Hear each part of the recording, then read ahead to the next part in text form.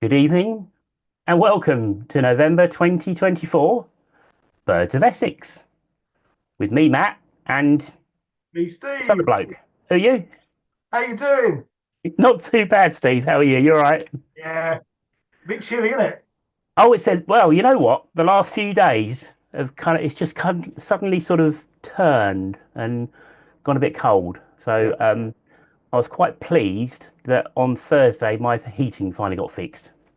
brilliant. Mm. So I had sort of got heating, Okay, but it was a bit fudged. So now it's properly working. So it's lovely and warm in here now. good. I've got a heater on here as well, so all is good. Excellent. Good. So if I start stripping my jumper off later on, you'll know that it's working a bit too well. Okay, turn it Okay. down, mate. Yeah, I'll wait till after 9 o'clock. Don't worry, that's fine. It'll be Yeah, safe. there is a watershed or a closed shed. Oh, how are you doing anyway? You okay? Yeah, good thing, mate. Yeah, not bad at all. Yeah, good. You've been rushing Can't around, haven't complain. you? You've been all over the place and Yeah, holidaying and yeah. yeah, been a bit busy, but but Good. yeah, long time since we did one of these. It is, yeah, because we did Big County Birdwatch last month, didn't we? Big County Birdwatch. So yeah, Hmm. the last one I think was September, the one September. last Birds of Essex. So yeah. Absolutely. Yeah. Yeah, definitely. I'm still getting over it, I think. Yeah, exactly. Yes. But you doing all right? Yeah, absolutely fine. The problem is that time seems to just go so quickly. Yeah. You say we haven't done one of these for 2 months. It feels like about a week, Yeah. literally. Yeah. And then you forget that you've done the Big County Birdwatch and so many other things happen all the time. So yes, it's very, very, very quick to pass. Oh, Right. So shall we begin? First of all, hang on a minute. Well, are we actually live on YouTube? Let's make sure I press the right button. I believe we are. I believe Excellent. we are. I'm just going to make sure we are because hopefully. Because we have done this once or twice before, haven't we? Just been talking to ourselves, and then I've realised that the button hasn't been pressed properly. But I think I No, have. we're. I think we're live. So Woohoo! Excellent. yeah. Right. So let's do this one first of all. Hopefully, people know by now. But for anyone that hasn't watched this before, this is completely live. If you log into YouTube with your Gmail account, you can ask a question in the chat if you wish to, or just join in with the general chat. Or alternatively, if you don't have a Gmail account, you can email a question or a photograph or something to ebwstalks@gmail.com. So that's ebwstalks@gmail.com. And people can like us as well, can't they, Steve? I think if they want to. So yep. So if you're not a subscriber to our YouTube channel, so if you're watching it, you're obviously watching this on YouTube. There's a little bell in the bottom of the screen somewhere. You just click on that. You're subscribed to our channel. So whenever we've got a new show coming up or anything else on YouTube, you'll be notified about that. And also give us a thumbs up on that. And also we're on social media as well, which perhaps we'll chat about a bit later on Yes. as well. Yeah, So definitely. Definitely, definitely. Right, what's coming up? We've got lots tonight. So we've got turtle doves. yep. Bit late in November, but we have got turtle doves. We're talking about field trips. We're talking about indoor meetings. We're talking about online meetings. We've got the photo competition, which we'll come to in just a second. There's an optics event coming up in just a few days' time, and we're going to be talking about Randy Sparrows. Hey, Randy, it's not 9 o'clock yet, mate. And that actually sounds like an American wrestler, doesn't it? Randy Randy Sparrow. Sparrows. But no. That'll be the second half of the show. We're going to be talking about Randy Sparrows because it'll definitely be on 9 o'clock. Then we'll be safe. Um, so, um, uh, Other things for people to discuss in the chat if they wish to. Um, where have you been and what have you seen? So share that in the chat if you don't mind. Um, what birding goodies do you want for Christmas, if anything? Or if there are no goodies you want, what birding birds do you want to see over Christmas? Have you got a target species you'd like to see before the end of the year? And have you seen a hawfinch? There's been quite a few hawfinch flying around, I think, allegedly. I haven't seen one, but no, allegedly. yeah, Rumor has it.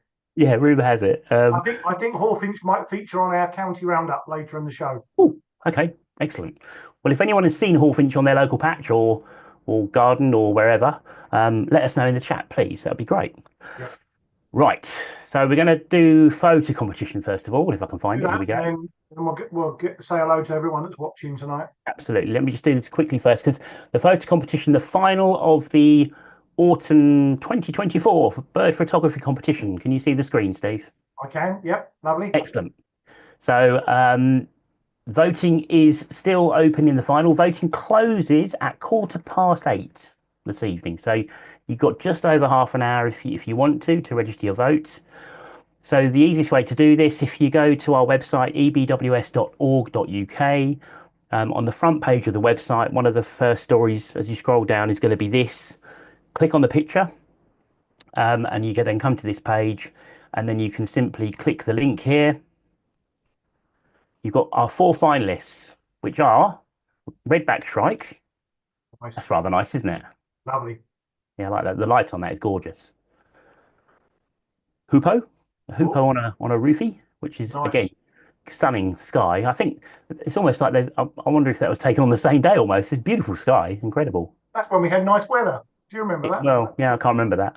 Um, then we've got Lapwing, which I can't quite fit on my screen there because it's quite a tall photo. But this is a Lapwing coming into land, and look at that reflection.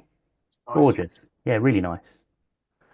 And then the final picture is sanderling, a low-level shot of a sanderling running along a beach Another with all the cracker. water glistening behind. So four really good finalists. The voting is quite close at the moment. So if you haven't voted yet, go onto the website, choose your favourite from the four, click just here, and then it goes through to the voting page.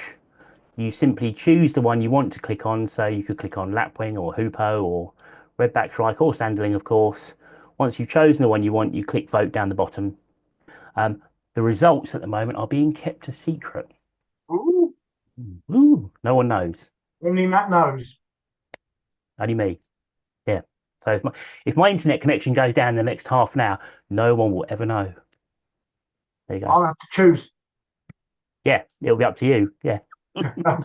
Steve's vote. I like all of them, to be honest. So Well, to be everyone be fair, a winner. Everyone's a winner in my book.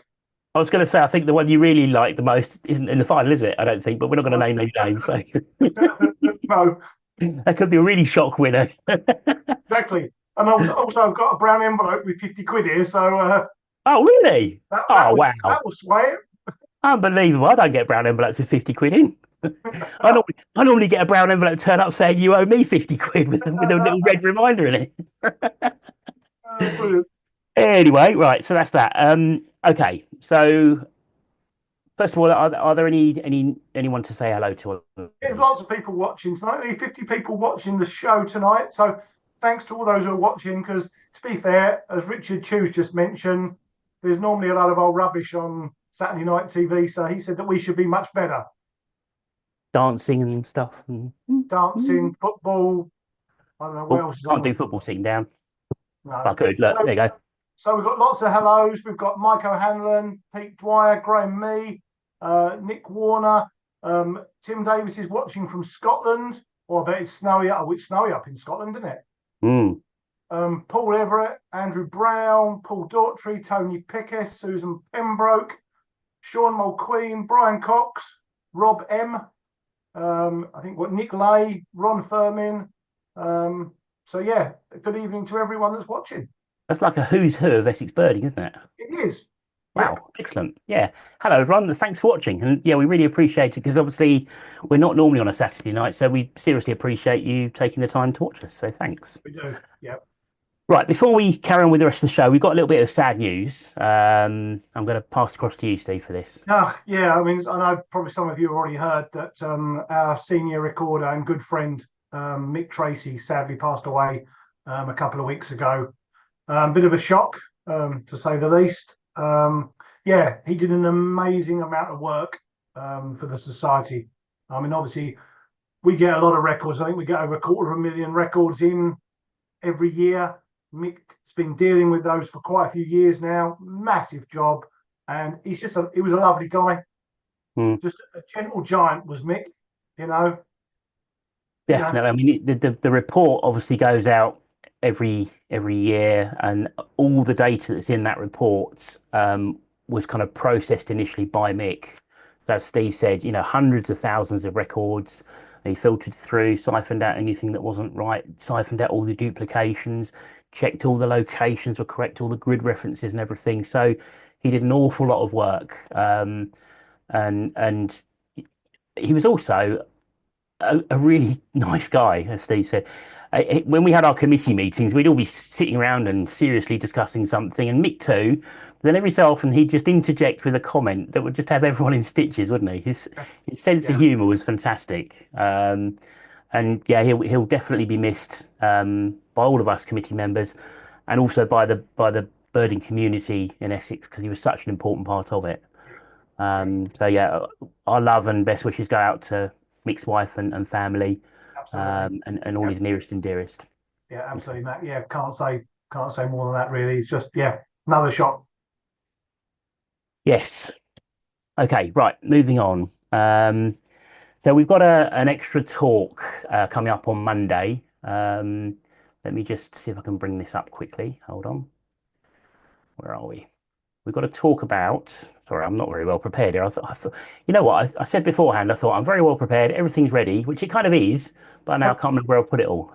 Here it is.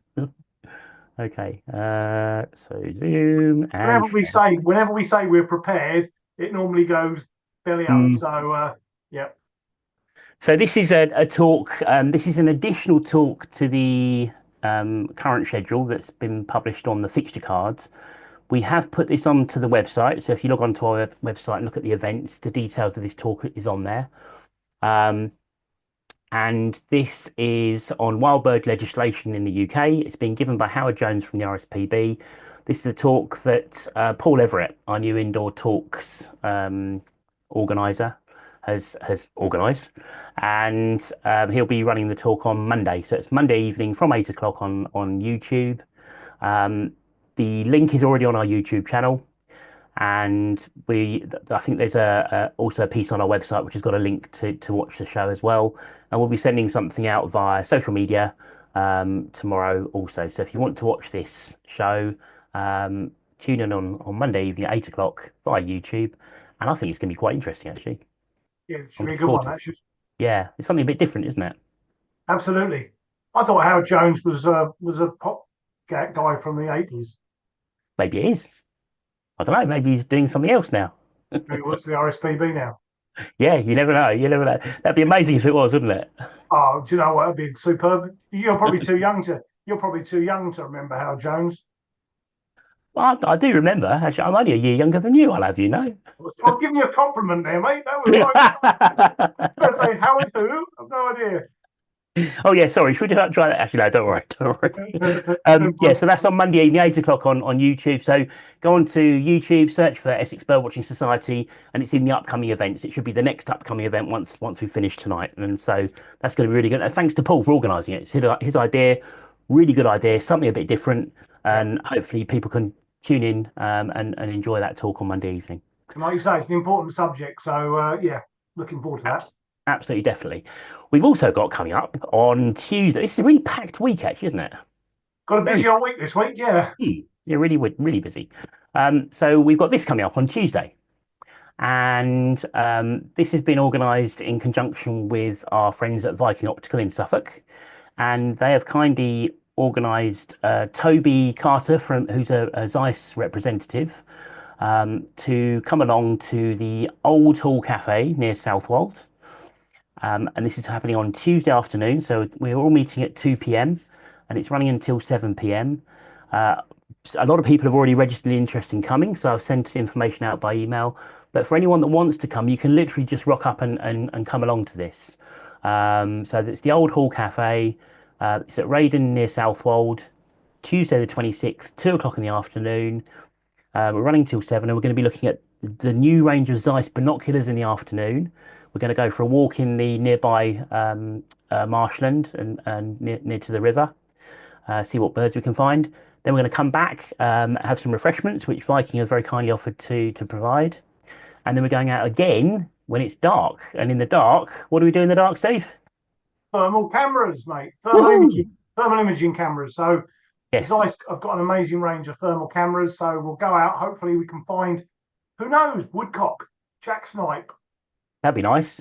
owls, Oh, you never know. who knows?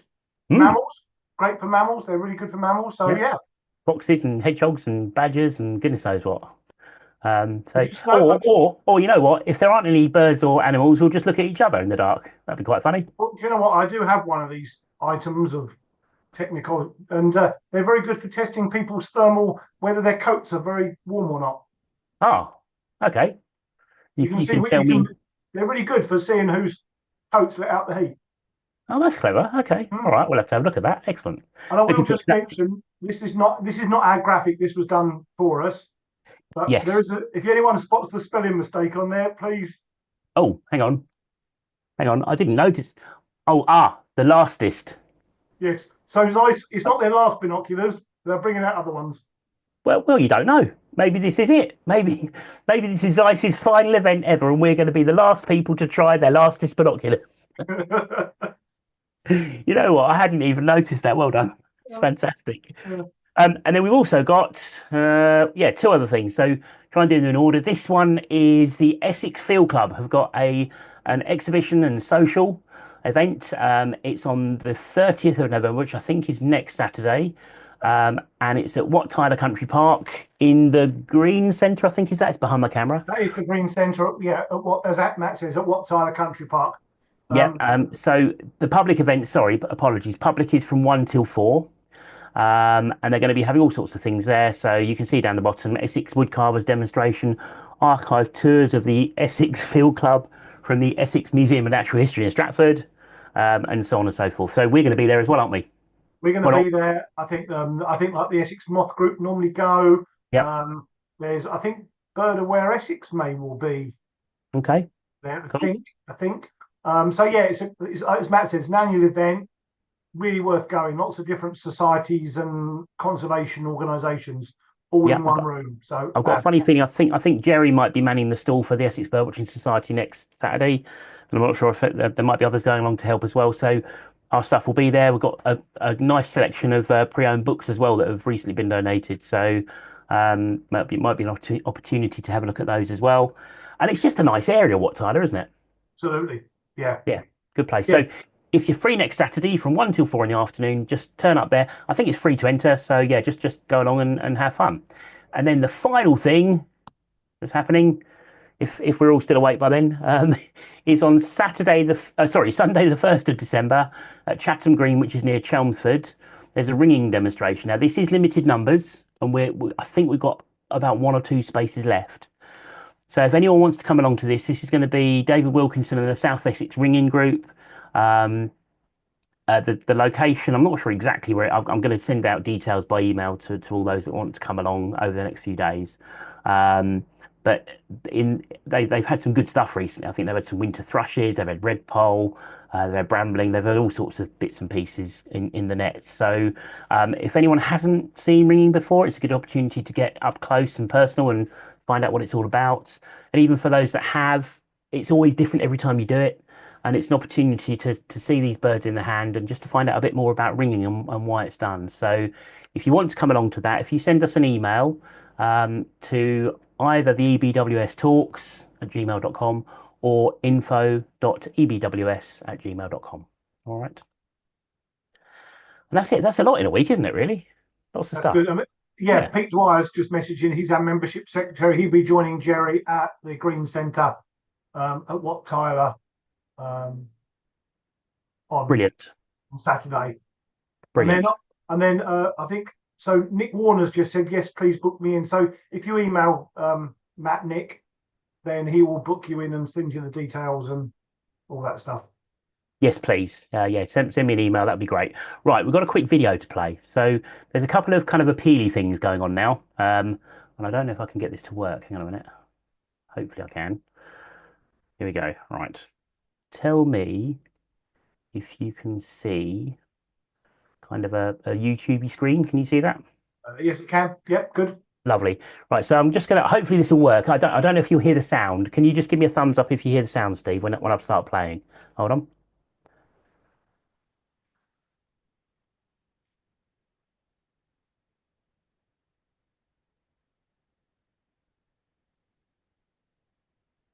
A minute. Can you hear it now? Mm, very, very quiet. I don't know if this is going to work then. Hold on one second. It might be picking it up from my.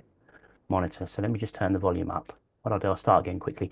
This is to do with the Middlewick Ranges in Colchester. So for those that don't know, the Middlewick Ranges is owned, the land is owned by the Ministry of Defence. It's home to a huge variety of species, birds, mammals, bats, spiders, moths, plants, uh, Fungi, really good fungi, fungi at the moment. fungi. And there's basically the MOD are looking to sell the land off for development.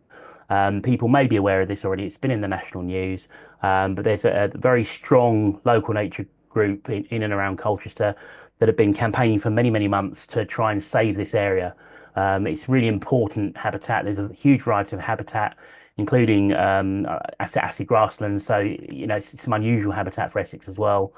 Let me play this video. Hopefully, you might be able to hear it again now. So let me Matt, try. Matt, Yeah.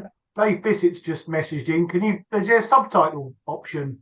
There might be, yeah. Let me see if I can turn that on. Hold on, that's a good idea. If there is, then if the sound doesn't work, then everyone can hear them. Yeah, let me try again. Hold on.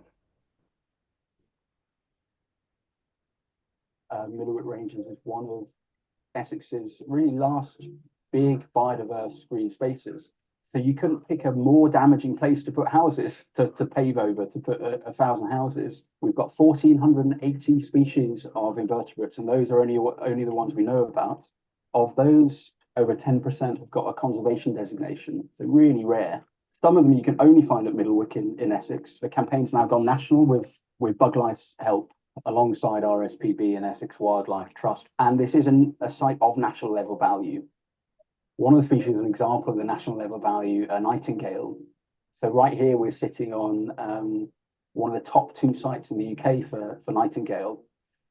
It's pretty special to have a site just a stone's throw from town where you can hear 5 or 6 or 7 nightingales singing simultaneously. We've got the skylark singing kind of in the open grassland.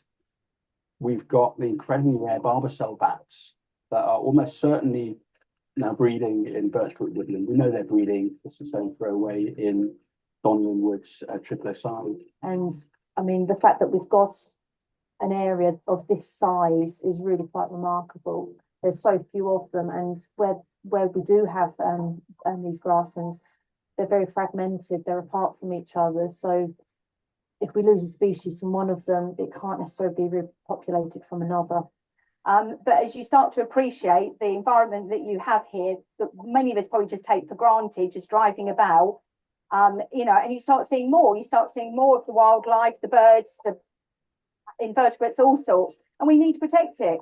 To build on this wonderful site would be a sheer crime. Amount of joy you can find here if you just look behind a few rows of hedges. The biodiversity on this site has been developing here since the Boer War, without pesticides, without damaging kinds of environmental impact, has allowed this astonishing array of species to have emerged. And the thought that that could be somehow replaced is just outrageous. I mean, it's an irreplaceable site. It's a product of its unique place and its unique history. Been a very active campaign group going, fully supportive of the campaign to leave the site as it is. And it's not about maybe allowing some housing. It is really important, completely intact. So that's why I'm passionate about the fight to save Middlewick, not just for me and for my fellow enthusiasts, but really for future generations as well. So save the wick.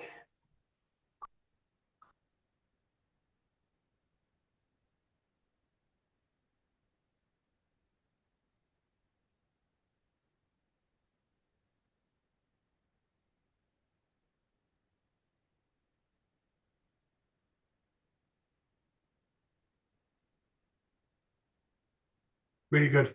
Okay, I mean, I don't know if you could hear it any better. Yeah, perfect this end, Matt. Yeah, brilliant.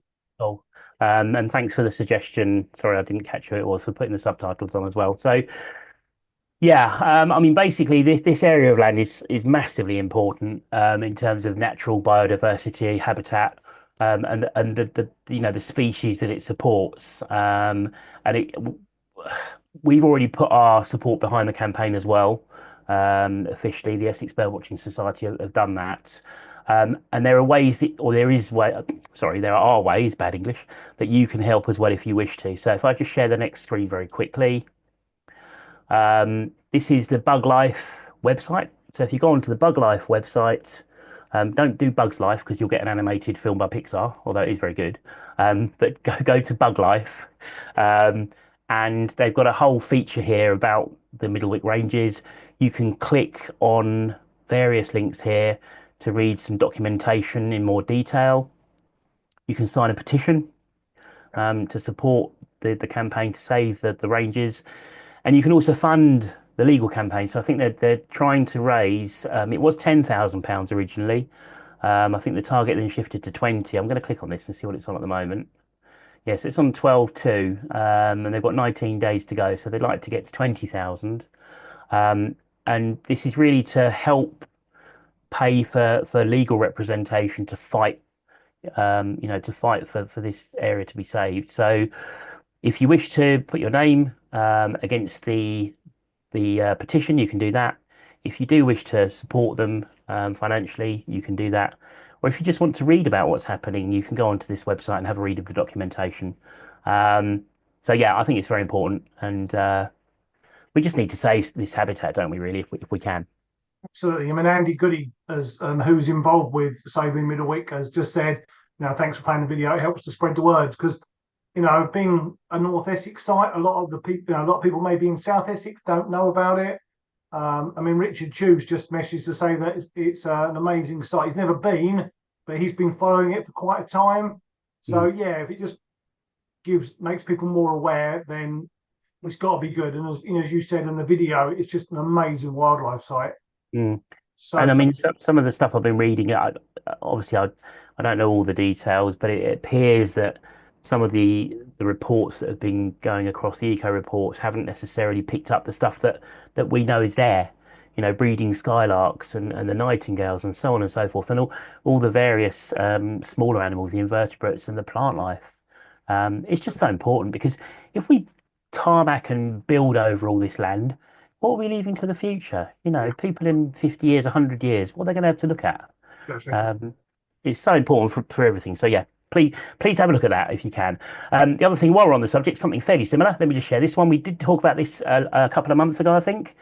So this is the 0 Hour campaign. Do you remember this? This is to do with the climate and nature bill. So what they're now doing on their website. So again, this is 0hour.uk. You can once again join their campaign, as we spoke about a couple of months ago. But they're now encouraging people to write to the local MP. The bill is, I think, in January. They're trying to get the bill to go through Parliament. Excuse me. And this is the climate and nature bill. So this is really giving us a kind of a blueprint, if you like, for the future of nature in the country. Now, it might be not quite to everyone's liking, but at least it's something. It's a start. And if this bill can go through Parliament, it would be really important. Once again, EBS, we put our names behind this as well, and so many other bodies, including the Wildlife Trusts, RSPB, BTO, and some key figures, as you can see in the background talking there, have all supported this. So have a look on the 0hour.uk website. Similar thing, you can either join the campaign, sign up and put your name against it to support it, or you can, if you wish to, contact your local MP to try and encourage them to get this bill through Parliament if we can. Yeah. There we go. Right. Good. Well done. That's the serious stuff over and done with. Should we have some fun? Yes. Oh yeah, a couple of people, just a few evenings, people joining us late. Chan Lewis, he said, evening all, have a great show, guys. He said, sorry, he can't watch it live, but he's got a Thai takeaway. He said, but a Thai is calling. Now, I don't know whether that's a Thai person or careful. I don't know. I mean, I'm just reading. He said a Thai is calling. Okay, I reckon it's a Thai green curry, personally. That's what I'm going for. I don't think so. But you see, he'll watch it on catch up. Cool. Mo Jackson and Dave Dutton have just logged in.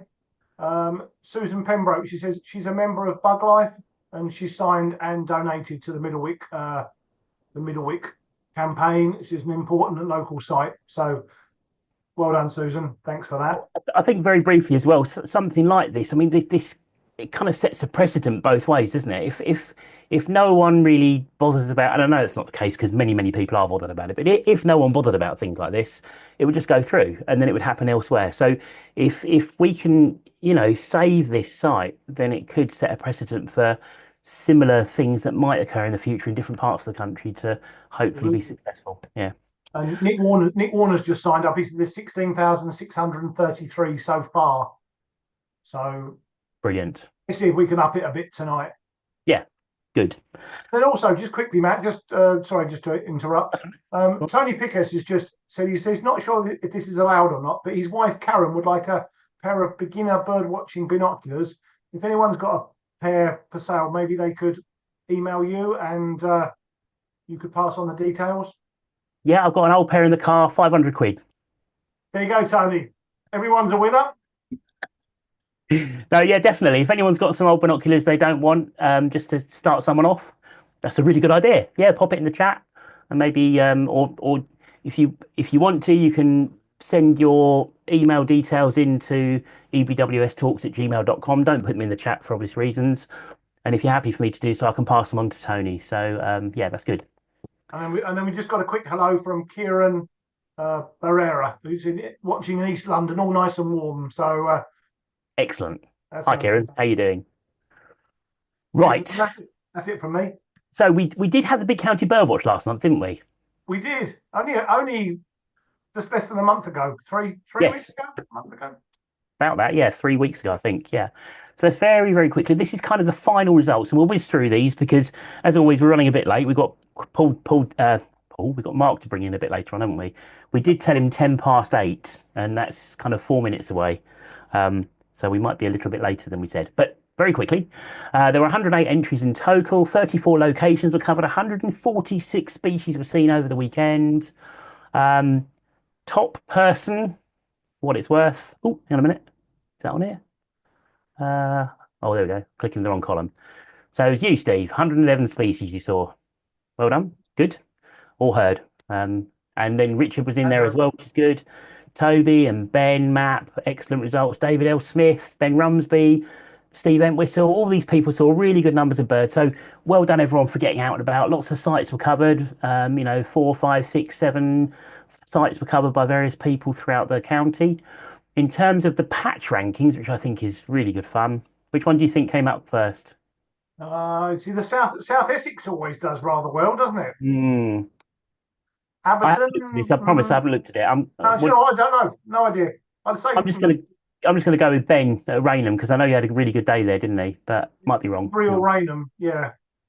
Have a look. Yeah, Raynham. So the Raynham marshes got 95 species.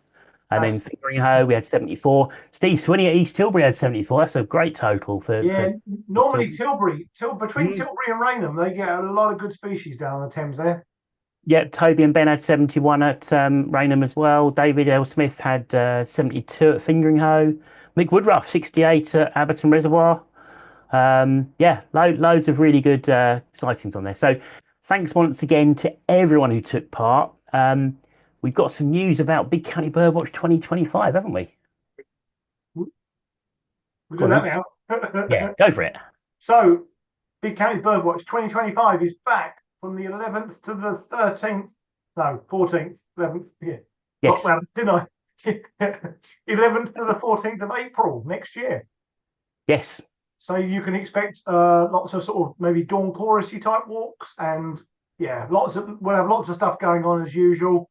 So keep an eye on our social media website in the new year. It won't probably be until February time, but yeah, keep watching. Yeah, we'll get the details up in the new year at some point. Yep. And yeah, come along and get involved if you can. That'll be fantastic. Right.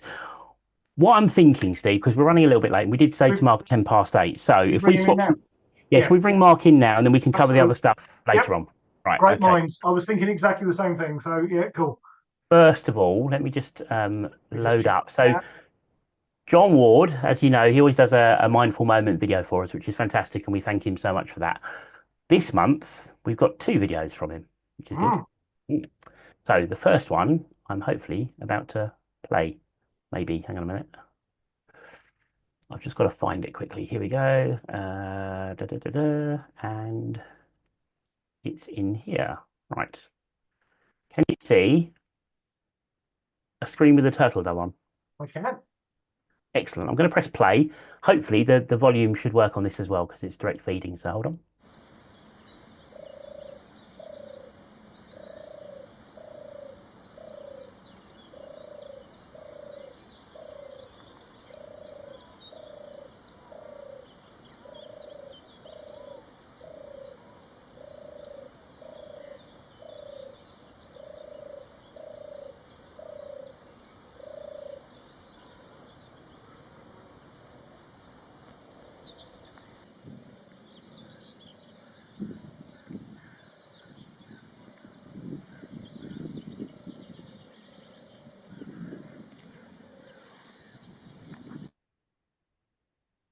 Brilliant. And as if by magic, Yeah. Mark's appeared. Hey! Good evening. I Hello. wonder what's going on there. I thought, have I missed my cue? I thought that was that must have been Cherry Tree Bob, that first one. I recognise the leaves. No. That Okay. Radness must have And what been. people watching don't know is my sound wasn't working there. That was actually Mark sitting there going, Oh, I wish I was that good. I can't believe it's called Cherry Tree Bob.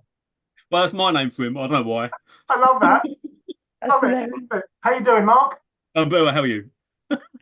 We're not bad. We're I've not been bad. enjoying the show so far. Thank you much. Excellent. Good. No, thank I'm you for glad you coming made the Howard Jones gag. Saved me doing it. on. I'm I gonna, after this, I'm going to quit the RSPB and go and be a pop star. Right.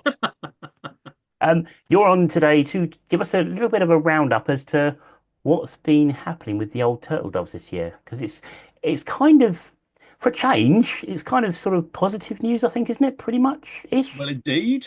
Hmm. Yes. Yeah. Which is good, and you should hopefully be able to screen share. Fingers Do we crossed. do that now? Cool. Yeah. Yeah, if you're good to go. You're good to go, yeah, brilliant. Your light's a little bit harsh there in the background, Mark. I don't know. Can you Is can you it? turn it down at all, or? No. Is that any good? No. No. Actually, yeah, Oh, that was brilliant. better. To be fair, can you go? Oh, hang on. Share. There we go. Share. Right. Okay, cool. Oh, we can see everything. Brilliant. We've seen the whole slideshow. Thanks very much indeed. Thanks for coming. Goodbye. And good night. Bye. Excellent. Okie doke. All right. Right, we'll be quiet and let you go. Great stuff. Okay. Good evening, everyone. Good to kind of see you virtually. A little bit odd saying that because I can't see you anyway. But yeah, I'm going to give you an update for sort of 10, 15 minutes about Operation Turtle Dove. I'm very fortunate to work for the RSPB full time as a turtle dove conservation advisor in Essex. We have advisors working across the Eastern England and Southeast England, working with an array of fantastic farmers and other landowners on specifically on turtle doves, but I see turtle doves as a bit of an umbrella species. You manage for them, and you're managing for a whole suite of other farm wildlife. So just to take a step back and zooming out, if you like, to Europe. This is a map from the European Bird Atlas, which shows the density of populations across Europe. The darker, the more there are. Our birds, UK birds, turtle doves are migratory, of course. They migrate across Western Europe, France, Spain, and Portugal, into West Africa, and then return in April, May time. Some birds don't even return aren't back on our shores until into June. And there is a Central European flyaway as well, where their birds do the same thing, going south in the autumn and then returning. You'll often hear people say, well, it's no good doing anything because it's all the Maltese fault. There's Malta with the red dot. Our birds, the Western flyaway birds, don't go through Malta. There are issues across the flyway, but our birds are not Malta's birds. So just knock that one on the head, if you like. So there's been a huge amount of background work. We've known for decades, a couple of decades, what the issue is for turtle doves here in the UK, there's simply not enough food for them. They feed on the ground on accessible seed, and due to changes in the farm landscape, that sort of habitat is not as prevalent as what it used to be, and it's issues here in the UK, meaning they're less productive, but also issues on the flyway with the unsustainable levels of hunting across France, Spain, and Portugal for our birds, and east and further east as well. So in those three countries, France, Spain, and Portugal, in 2019, the bag return, the bird shot was 900,000, which is just nearly 1 million birds. It's nuts. So that works. So I'll go back. So we had developed a single species action plan to address those two key issues. So providing advice to farmers here in the UK and trying to sort out the hunting situation in those three countries. And here's a map here of the trend for turtle doves in the Western European flyway.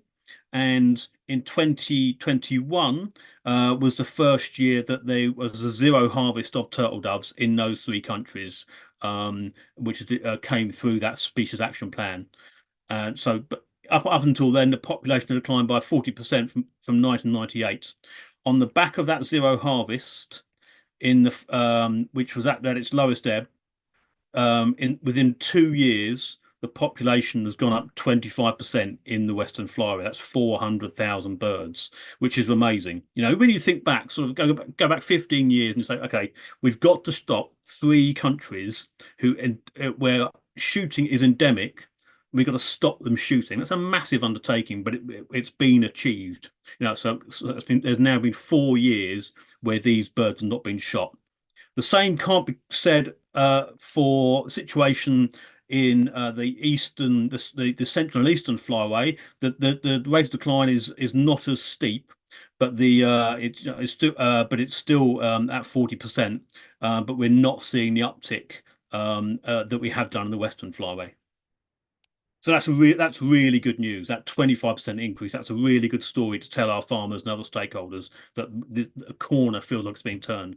So when we first started working, we had these areas known as turtle dove friendly zones back in 2012 across, which were sort of the core areas as we recognised from the 2008-2011 breeding bird survey. We've kind of brought this up to date with the work that we do. All of these dots represent farmers and landowners who we are engaged with and have been for the last 6-7 years or so. And the total area of engagement with landowners is now sort of at 75,000 hectares. And you can see you've got Essex there in grey, with about sort of a what's that? About sort of 20,000 hectares of area of engagement in the county, which is really good, and that's been going up steadily. And as the number of land holdings that we've engaged with as a project, nearly 450 farms, landowners, community groups, etc., are engaged doing turtle dove conservation action to some degree, shape, or form. And most critically, at the moment, whilst we're still working as hard as we can to increase natural foraging provision for turtle doves, the main thing we do in the spring and summer is we have a lot of sites, again, about 420 sites, where we are supplementary feeding for turtle doves. So we're broadcasting a seed mix close to where in core areas for turtle doves, and because to provide early available accessible seed whilst we're working with farmers to improve the situation and in creating natural foraging habitat. And in Essex this year, I feel it's been a really good year. Sort of, I've been in this role for 3 years now, and every year my emails are going, my WhatsApp's going, the phone's going with sightings of birds. The first one we had was on the 21st of April this year from one of the regular farms. And most of these dots, these blue dots, are all the records that I received. They're not records that people might have entered independently, that there'll be additional ones to these.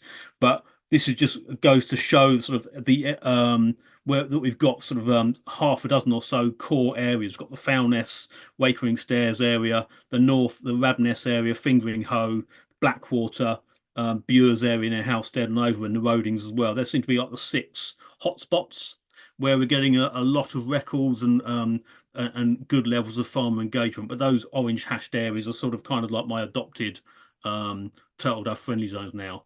And in those 6 areas this year, had more records come in than in the previous 2 years. That could be an artifact of me being more established and building more contacts, but certainly for the Radness area, there's a definite increase away from the Essex Wildlife Trust Reserve, and there's a much rosier picture around the Fingering Hoe, sort of bright, and sort of a North Brightlingsea area as well this year. And on top of that, we've also had confirmed records of seeing juvenile birds at 10 sites, whereas last year I just had 2. So as well as the anecdotal records received, we've been very grateful to have some great volunteers who've done some standardized monitoring on 16 farms this year, who they undertook surveys on 2 occasions between May the 11th and the end of July, which basically followed the national survey method we used in 2021. 10 of those 16 sites recorded turtle doves during the surveys. 4 of the other 6 sites had birds present other times of the year, and just 1 had no records, and the other site had birds so close and an unconfirmed report of a bird singing later on the season. And I promise that farmer this time next year you're getting turtle doves. And prior to that, our engagement isn't just around turtle doves. I mean, and I'm very conscious that to be as broad and as supportive to farmers as possible, the Game and Wildlife Conservation Trust runs something called the Big Farmland Bird Count, which is the equivalent of the Big Garden Birdwatch, where essentially farmers go out for half an hour, count their farmland birds, and log them with the Game and Wildlife Conservation Trust. We did a pilot last year, and this year we surveyed, I think, a dozen farms last year. This year, again, we had 12 volunteers signed up who covered 25 farms, and we record across those 25 farms, we record 84 species. And each farm, it's great to have that engagement. Each farm got a report of the birds that were seen, and I'll give them a little league table as well as a bit of a taster, because farmers are often competitive. They'll get their individual summary and they'll get this report as well, and they'll see that 24 out of 25 farms recorded chaffinch, 16 out of 25 recorded yellowhammer. 9 of those 9 that didn't might be thinking, well, I haven't got yellowhammers, what can we do about this? And then it leaves it gets them thinking about what can I do, who do I speak to? I'll speak to Mark at the RSPB to see what we can do about it. Just continued positive engagement. Anyway, and so the other big thing we've been working on this year is on ponds. So turtle does need access to fresh water for drinking. Eating seed is a pretty dry diet. So there's a chap called Professor Carl Sayer who works for University College London, and he describes ponds as the most neglected habitat in the British countryside. And you can see this here is a restored pond. This was a ghost. This pond would have been filled in and been worked over for decades, but it's been brought back to life. It's been excavated, vegetation has grown around it, and it's now just this fantastic oasis of wildlife in the middle of an agricultural field. So if you look at historic maps, you will see that the land, the ponds are everywhere. This one slide here shows just part of one farm I visited last month, and it's a 300-acre farm, and it's got 45 ponds on it. And we've worked with the Essex Wildlife Trust since the beginning of the year.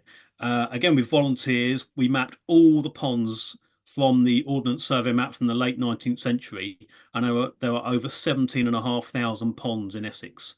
And unfortunately, most of them are in a pretty poor state. They've fallen out of use. They've really been used for watering livestock, fish ponds, so many different things.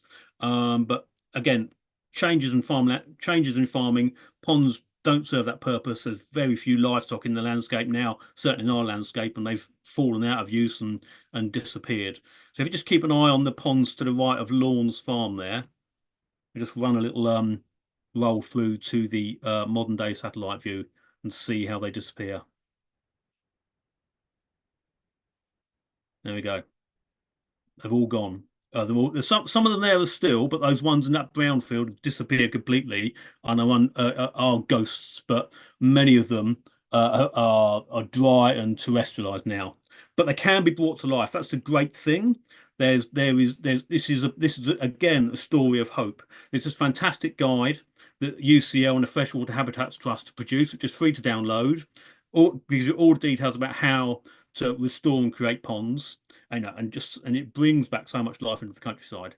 And that document has been heavily researched, and the change in bird numbers, bat numbers, invertebrates, freshwater invertebrates, newts, other amphibians, fish as well, aquatic plants, all up if you restore a pond. If you leave it overgrown, they're stagnant, they're anaerobic, and there's really not much life in them. And all the trends are positive, just like this one is showing for farmland birds.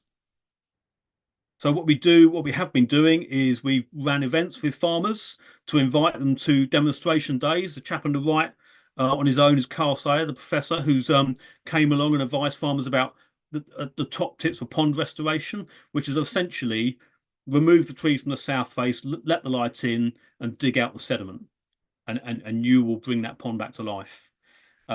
And we've taken our monitoring one stage further, and where we're working with farms in farm clusters, which are 3 or 4 core areas in the county, we offer a free pond condition assessment service to farmers, where we send out, we've trained volunteers to go out.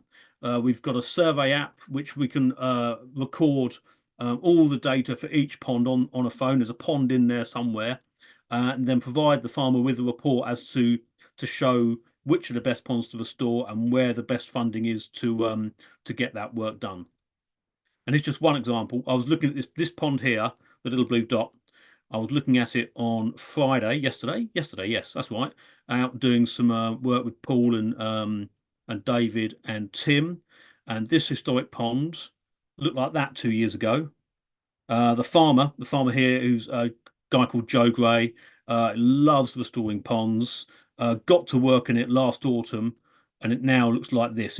This was yesterday, open and sunny, water in the base, and we had a quick look. It was icy, but you could see invertebrates underneath it, and you could see this plant growing.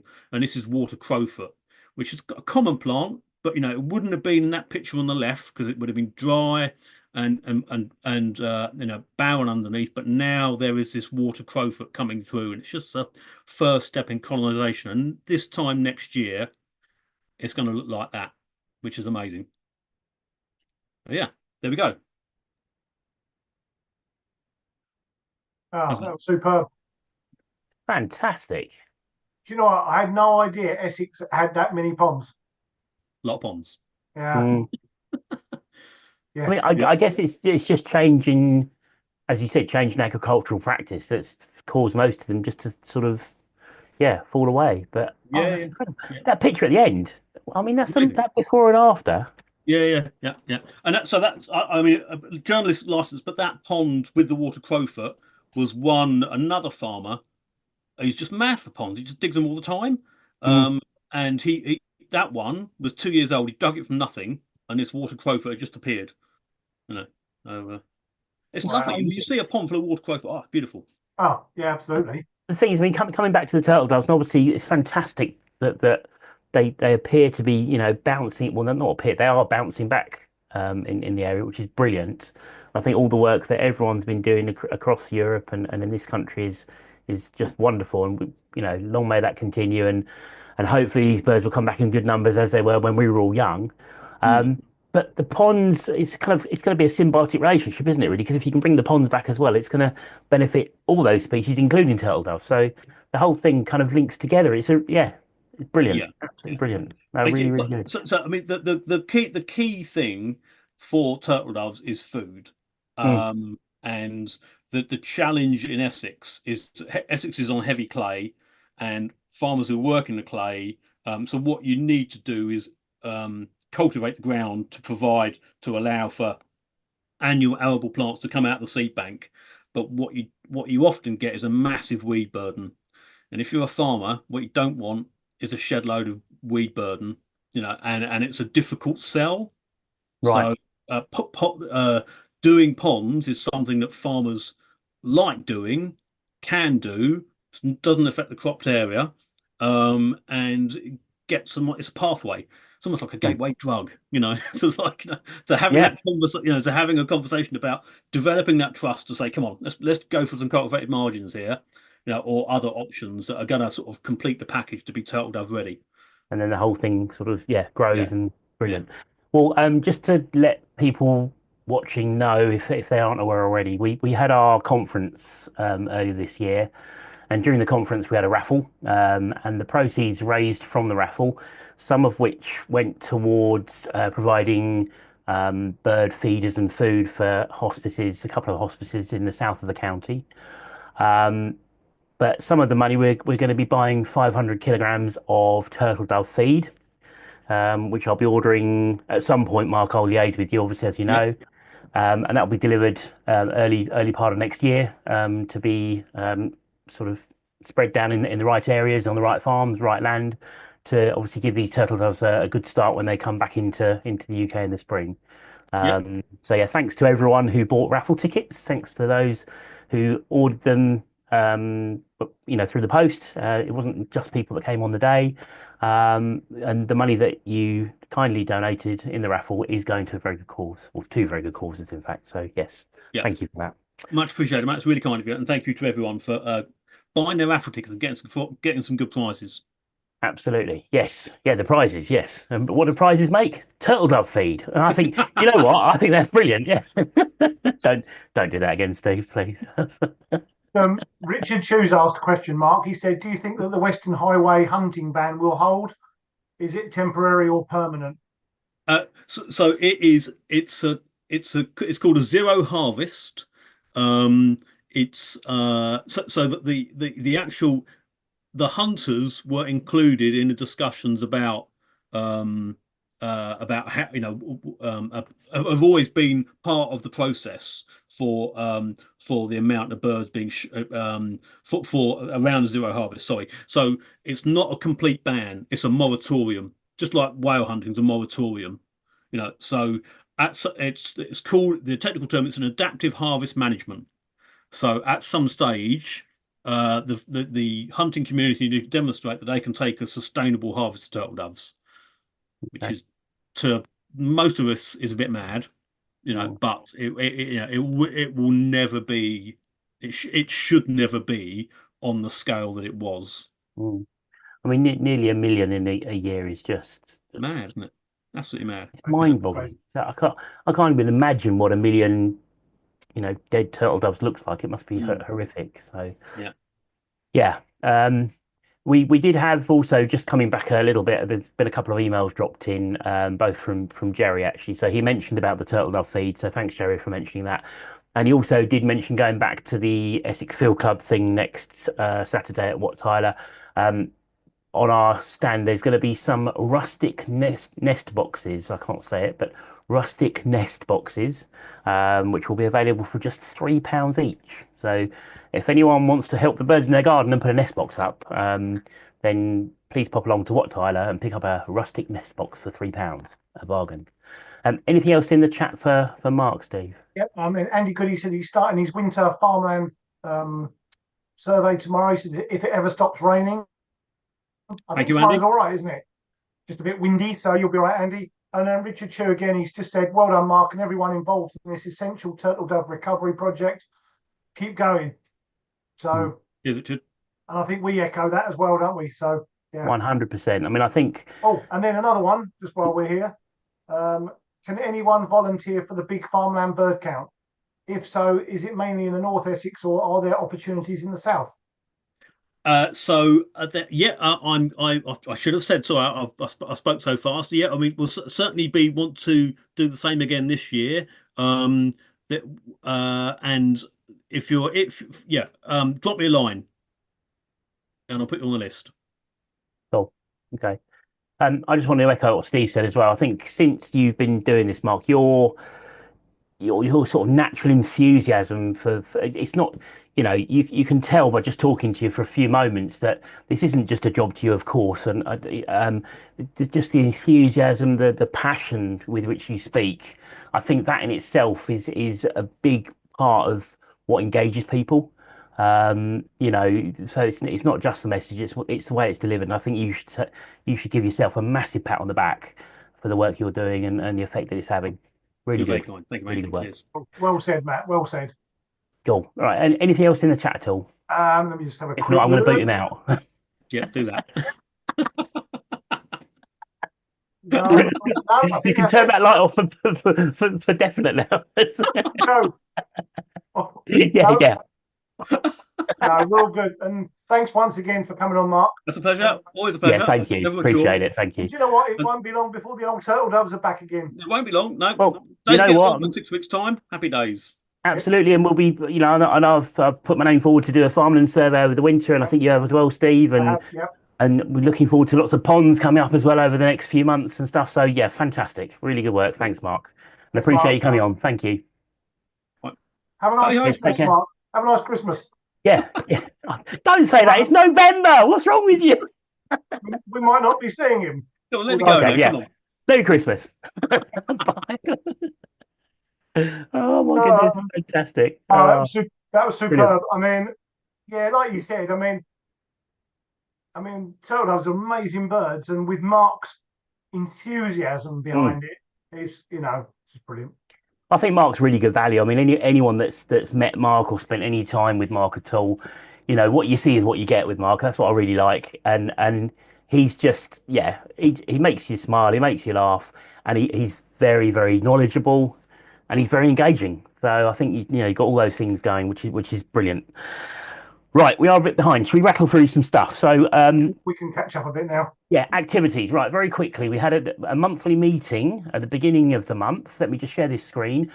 Unfortunately, neither of us were there. Well, I wasn't. I don't think you were you, Steve? No, I couldn't make it either. So unfortunately, But it was this meeting here. So this was in the indoor meetings hall in Chelmsford.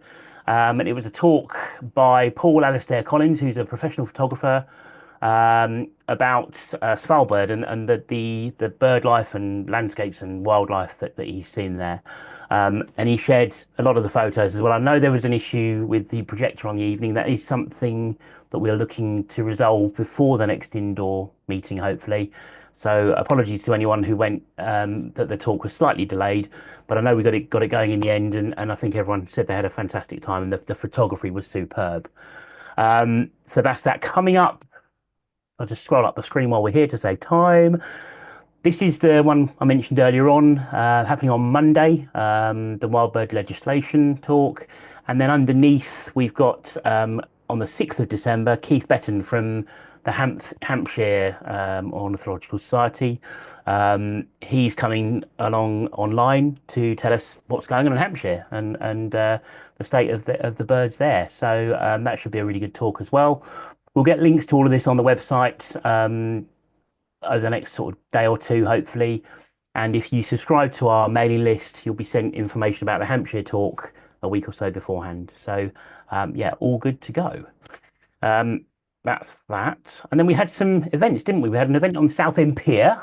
we had a Southend Pier sort of pop-up event, didn't we, with Birdware Essex Coast. And that was amazing because we well, on the way down there, we were kind of chatting, weren't we? And we were saying, how many people do you reckon are going to turn up? And I kind of thought about 15 or so, and you thought maybe a little bit more, but about the same. Yep. And Yep. we kind of had how many? It was over 40 in the end, I think, wasn't there? We're over, I think it was like 45 people or something. It was, Yeah. I mean, the weather was, the forecast wasn't that good. I mean, although that good, not good weather is often good for birds, but it was like going to be foggy and you know what? It was absolutely gorgeous. It was brilliant. I mean, we had lovely blue skies, a little bit of cloud on at the end of the pier, but on the way out there, the skies were absolutely clear blue. I completely forgot to take any pictures of the big group, but luckily, Chloe from Birdware Essex Coast, who were with us for the day, making people aware of what's going on around and what birds are out there. She took this picture of some of the groups. That's about half the group, I think, isn't it? Yep, that's half the group. Yep. Mm. Enjoying the sights at the end of the pier, and we did see some birds, didn't we? Which is It was good. really, really, really good. So this little chappie just dropped it. There was a couple of cormorants, weren't there? Yep, Sort of yep. sunning themselves, and then this bird just flew in and landed. And I think a few members of the group had sort of kind of noticed it, but not really looked at it. And I think didn't someone say to you, "I think there might be a shag," Yeah, yeah, and you got your bins on it, and like shag. yeah. So It's fantastic. I amazing. mean, what a great bird to see that Yeah. close. And it was like really, it was super close, as Matt's picture shows, and yeah, I mean that was certainly the highlight of the bird highlight. But we saw loads of other stuff. We did, yeah. I mean, I've only put a couple of bits on it. There was a like nice group of turnstone at the end of the little sort of causeway area, the slipway where the boats are launched from, I presume. And then we had this chap as well, didn't we? Oh, you can't be a mid goal. Oh, yeah. I mean, there was a few of these, but we'll come back to the Med goals in a second because Dave Dutton sent in a couple of PDFs with some ringing information. One of which was actually this bird. And then just to show there were cormorants there as well, we had this one of the cormorants on the way back to the train because we walked up and trained back, didn't we, in the end? Nice. And one of the cormorants was sunning its wings very very nicely for us on the way back, so we thought we'd grab a picture of that. But yeah, Dave very kindly sent in some ringing information. So I think Jan Lewis was also checking the rings out as well. But we've got here we go, just very quickly, if I can share this. Hold on. Mm, and there we go. Right. This is the first one. I think this is actually the bird that I just showed the picture of. So this had it lost its like the coloured ring, the Dalek ring, but it had a metal ring on. And between I think Dave, myself, you, Jan, we kind of managed to work out what the number was.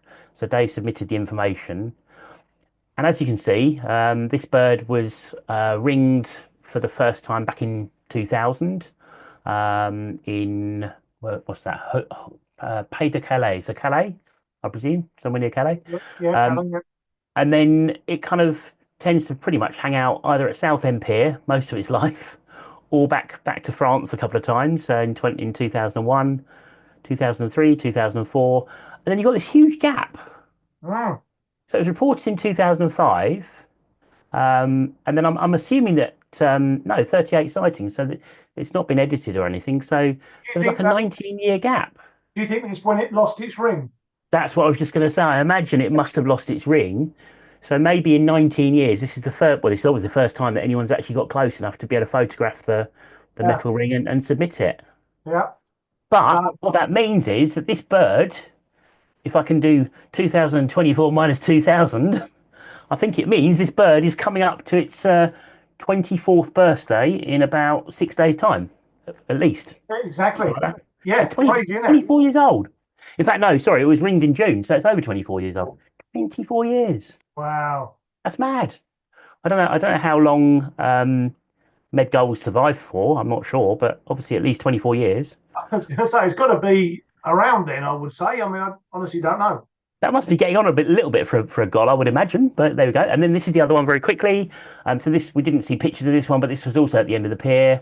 Similar sort of thing with this one, and this was ringed in 2010. Where was that? In goodness, don't know where that is. Brussels? Is that Belgium? Do you think? Not sure. Brussels ringing scheme. I should have looked at this really before I showed it, but I think it was probably Belgium. I would imagine. Yeah, Yeah, Belgium. There you go. Yep. And then again from Belgium to Southend Pier, into East Sussex in 2013, back to Southend, and kind of hanging out in Southend pretty much most of the time. A couple of visits to East Sussex, and then across to the Netherlands.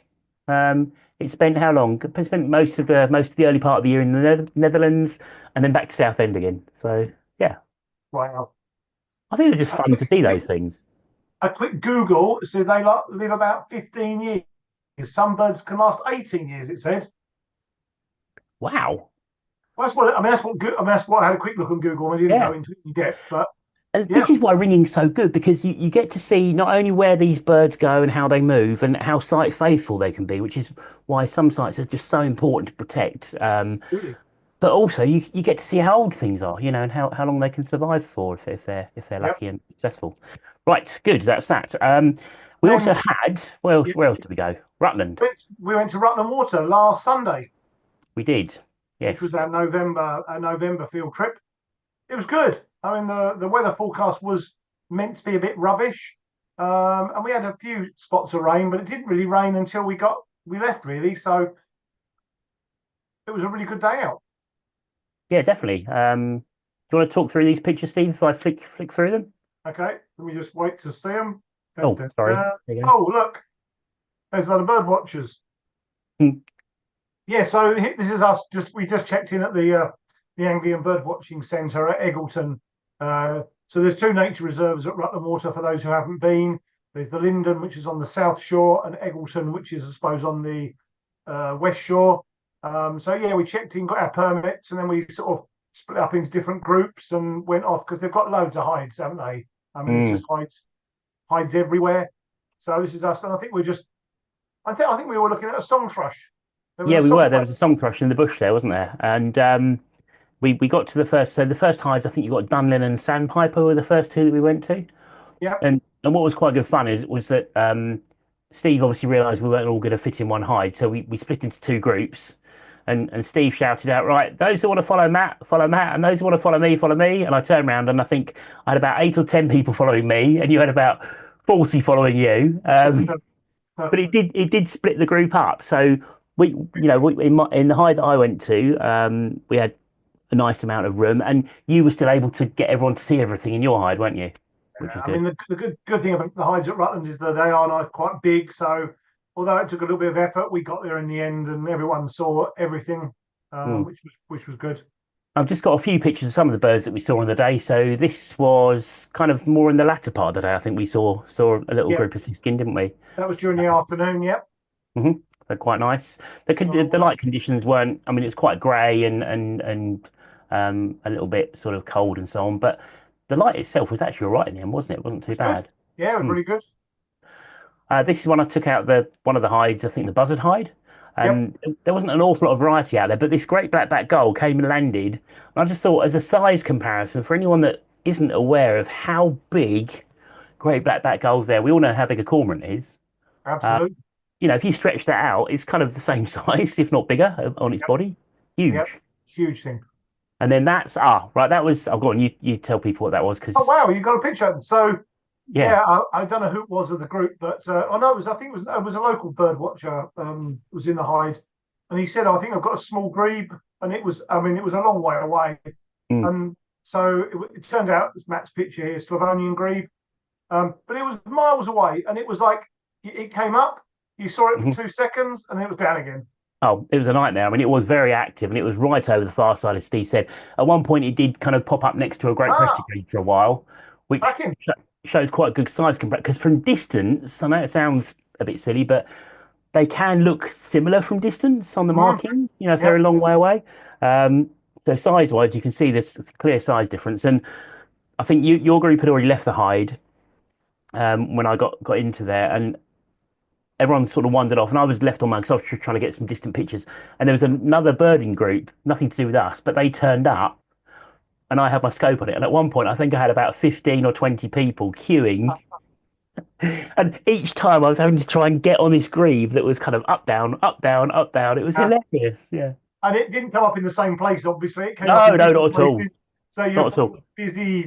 busy moving your scope. Exactly. And then equally distant was this great northern diver, which again covered huge distances. You know what? This bird, I mean, it popped up at one point quite, well, not close, but reasonably close. And then it dived, and then I didn't see it again until the afternoon. And I've got no idea where it went. I mean, I know gone. Yeah, I was going to say we watched it originally, and it dived, and it came up probably 300 meters from where it went down. I cannot believe they can hold their breath for so long and move so quickly underwater as well. It's incredible. Oh, and then this was towards the end of the day. We had a nice view of a male marsh harrier, and Oh, that's nice. if you can see in the distance here, that some of the group who are already back at the centre, So whoever this is obviously watching the same bird, which I quite like that. That was quite good I like fun. that. That's good. Yeah, that's quite good. And then right at the end, we had sort of there was actually three white blobs, two to start with, and a third one joined them. And the two initially were next to the cows that had moved quite close to the centre. So somebody said there's some egrets out there, and I think you were upstairs, weren't you? Yeah. And Yep. I was downstairs, and I think we all at the same time, everyone kind of got on them and realised they were cattle egrets. And one of the three was a little egret, and it ended up being again quite a good comparison in terms of their shape and the way they move and stuff. So yeah, there you go. It was a good Nice to day. see. Yeah. And thanks Nice, to everyone that came and made it so enjoyable. definitely. And thanks to the driver as well. Was it Phil? Was his name Phil? Was it Phil? Phil, he was hilarious. He was Oh, brilliant. he was fantastic. He was spotting kestrels and red kites and I mean, obviously, he should have been driving really, but No, no, so he was, he Health was. and safety was He paramount. definitely both hands were on the wheel at all times, but a couple of times he kind of called out Kestrel because obviously down low you can see more of what's going on. Yeah, he was fantastic, Phil. Really good. He was So, a yeah, new. He was a new. We've not had him as a driver before, so obviously probably a bit of an eye opener having a coach of 50 birders on the on the coach, and yeah, he's because obviously we were pointing stuff out as we were driving, and he got well into the swing of things. yeah, he did. Yeah, he was good. Yeah, definitely. Right. And then next month, or well, yeah, it's next month, isn't it? So on 15th of December, we've got Abberton, haven't we, coming up? And that's a self-drive trip to Abberton Reservoir near Colchester, just to the south of Colchester. Um, you can't make that one, I don't think. Not And around for that one. I'm not sure. I might be there, I might not, because I've got a webs count on the day as well. So I might be kind of ducking in and out possibly a little bit. I don't know yet. But Jerry will be there and there'll be lots of other people there as well. So come along. Abberton's always good. Bring your bins, bring your scope if you've got one. If you haven't, there'll be scopes that you can borrow and look through. And we'll be meeting there, I think, at 9 o'clock. 9 o'clock. Yeah, and there's lots of good birds there at the moment, Yep. so should be a good day. Yep, definitely. So that's good. Right. Shall we very quickly, obviously, to be a member of Essex Birdwatching Society, if you want to, you can join, and it's really good value. Let me just see if I can get the membership screen up. And Steve is going to show us some Thank you, merchandising stuff, I Dan. The think. Yeah, go for it. merchandise. There we go. So £16 Excellent. is all it costs. How Two much? £16. I know you Oh, can't. You can't. What can you buy for 16 quid nowadays? Well, a membership to the Essex Birdwatching Society. 2 copies of Essex Birding. So this is it comes out twice a year, yep. full of great photos. Roundup of what's been seen in Essex. Some great articles from Essex and around. There you go. There's a Mark. There you go. Look at that. But Mark Nowers wrote an article on French birds of Le Brun. There you go. And a nice picture of a turtle dove there. Probably. Oh, nice picture there of a turtle dove from Mark. So you get 2 of those a year, and then, as we mentioned earlier, the Essex Bird Report. So this is where all those 250,000 records goes into. So Neil Sumner, editor, and his amazing team put this together. So it's a great, a huge amount of work goes in this. So you Massive. get this once a year as well. And you can What also else do buy you get? stuff. We've got shopping bags and we've got notebooks and we've got umbrellas and we've got caps and t-shirts and sweatshirts and secondhand books and badges and all sorts of things. So bag makes a very good apron. There you go. Wow. In fact, it's quite good, isn't it? That's really good. I like that. It's like an apron for short-bodied people like me. You're making me feel hungry now. I haven't had dinner yet. I'm thinking of you're in the kitchen cooking up a nice omelette or something. That'd be yeah, very good. Would you like some onion soup? So yeah, if you want any birding gear, it's all on the website. There's a little merchandise section on there. And if you haven't joined, fixed your card. Yes, the card. So you get this when you join. Gives you all the society committees, all their contact details are on here. There's also all our field trips, evening meetings, Big County Birdwatch. Everything's on here, so Yep. you'll get that as well. So join up if you can. If you go to the EBWS website, you can log on. You can click the screen in the top here, says Join Renew, the button at the top right, and it tells you how to do it here, what the costs are, and you can join online. Just click the Join Now button, follow the instructions through. Junior members, just £4 a year. Look at that, nothing really, Oh, and wow. they still get all the same stuff. So if you're under 18 and you want to join the society, now's a good chance to do so. Yep. Good And stuff, right? normally, I mean, membership renewal is normally up in January, so you're going to get a couple of months free if you join now. Yeah, definitely. 6 weeks. Anything else in the chat before we do John's video? Oh, let me just have a quick look. Pete Dwight said, if you do join, gift aid if you can, please.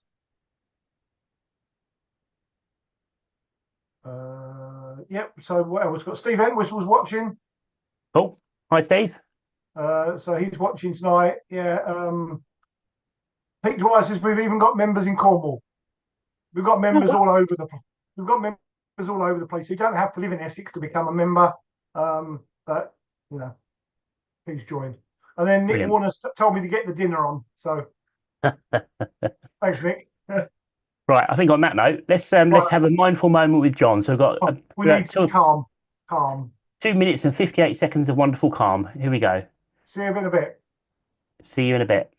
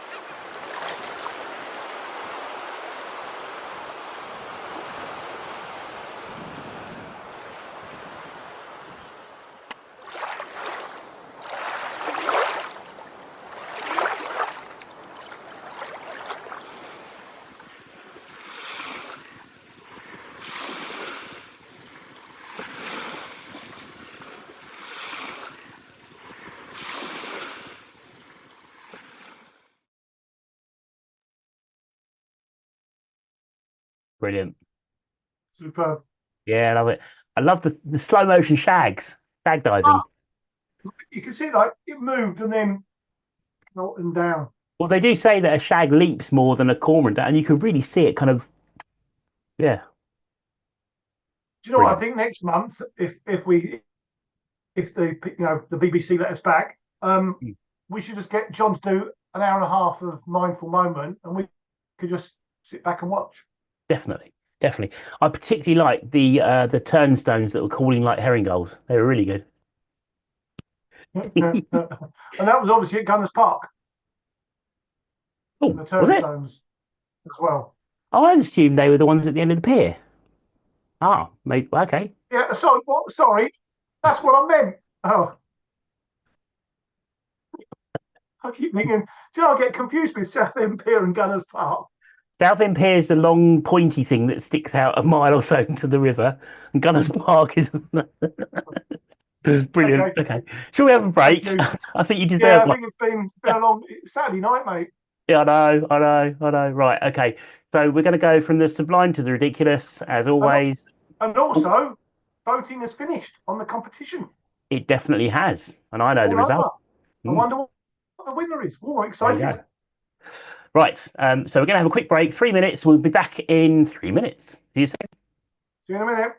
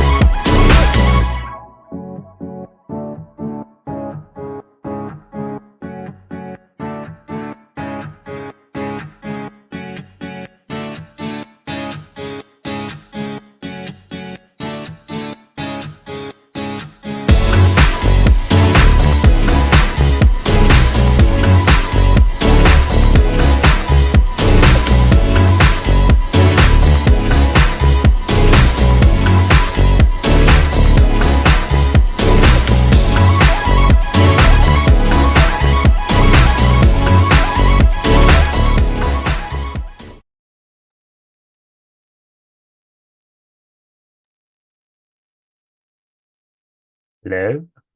No. I went Hi. to I went to unmute myself, and my screen, the picture of me moved, and I couldn't find the button. It was like, oh no, that was good. That was good. Well, that was good. Yeah, I just went through, grabbed the drink. Right, Tina is multitasking. Multitasking. So she's Really? watching a show on the iPad. She's reading the news on her phone.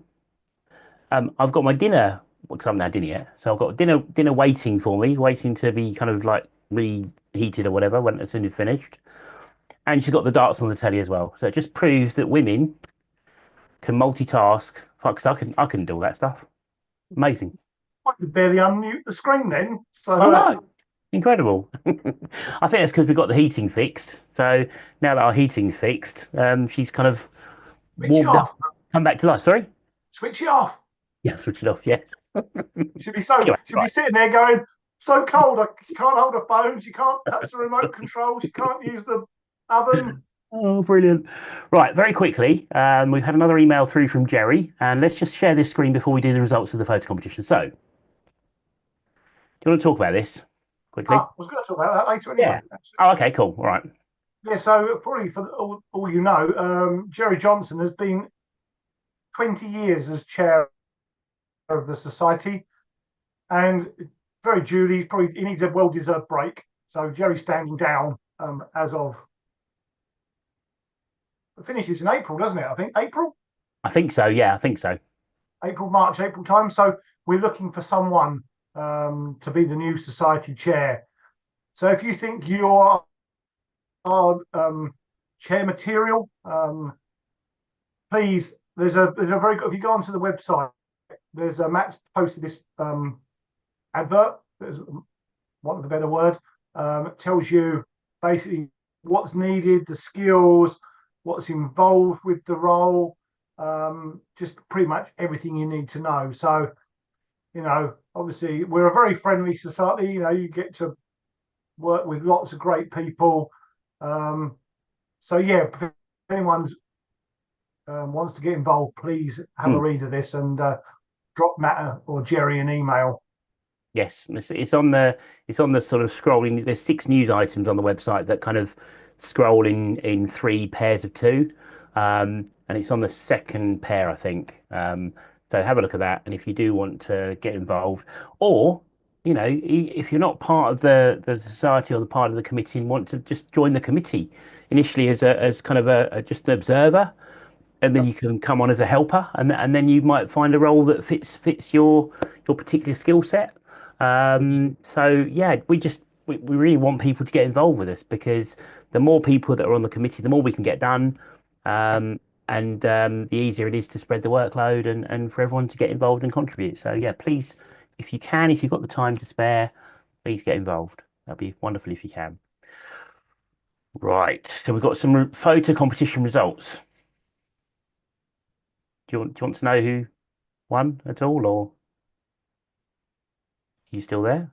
Yeah, I am. My internet's would you believe it's been all right tonight, and now the internet's just starting to give me a bit of jip. So I apologise. Okay. I was listening to you, and then you froze, which is obviously was me freezing. So my apologies. Okay, no worries, no worries. That's fine. It might be my end, but I think I'm okay. No, it's me. It's me. Okay. It just says my internet connection is unstable. Ah, just your internet connection, yeah? Not you. Yeah. You're okay, aren't you? I think it said, yeah, you are unstable. Oh my goodness, right. Right, So let's do some results. We're going to go in reverse order as always. So can you see this? Yep. Okay. No one knows these results. So this is a wonderful photograph of a hoopoe that I still haven't seen in the UK, taken by Liz Huxley. This was the hoopoe, I'm assuming the one that was over at the Naze. Yep. For a few days. Yep. That we tried to go and see, didn't we, during the Big County Birdwatch and failed miserably. Yep, it disappeared. But I love this picture because the sunlight coming through, wonderful. Yeah, lighting's good, blue sky, lovely, amazing. Beautiful. Fantastic. Thank you for that, Liz. That finished in 4th place. We had 82 photographs entered this time, so 4th place out of 82 is pretty good going, I think. 3rd place, what do you think, Steve? Oh, do you know, I have no idea. They were all really good. Sandling. Oh. In 3rd place, we got the sandling. Yeah. I love this picture, actually. It was my fave of all of them, because it's just such a low level angle. And to capture this bird at low level, and you know a quick sandling move. Yeah. You know, they move at a million miles an hour, and you've got the lovely sort of white horses stuff going on in the background, the edge of the sea. So yeah, the light's good. The light's good on that. Light's splendid. It's just I love that picture. It's great. I'd have that on my wall, definitely. Love it. So that's 3rd place. To be fair, I think all the final four pictures were all Mm. superb. I don't have any of them on the wall. Second place, what do you reckon? Shrike. Oh, another cracking shot. What a shot of this. Again, like you said, blue sky, lights amazing. This was taken by Jan Lewis. Sorry, did I mention the last photograph was Robert Kitchen? The sandling was taken by Robert Kitchen there down the bottom. Oh, So well done. the redback shrike taken by Jan Lewis. This was, I think, again at the Naze. Beautiful clear blue sky, light perfect. Oh, yeah. You know, exposure perfect. You've got the glint in the bird's eye, which is what you want as well.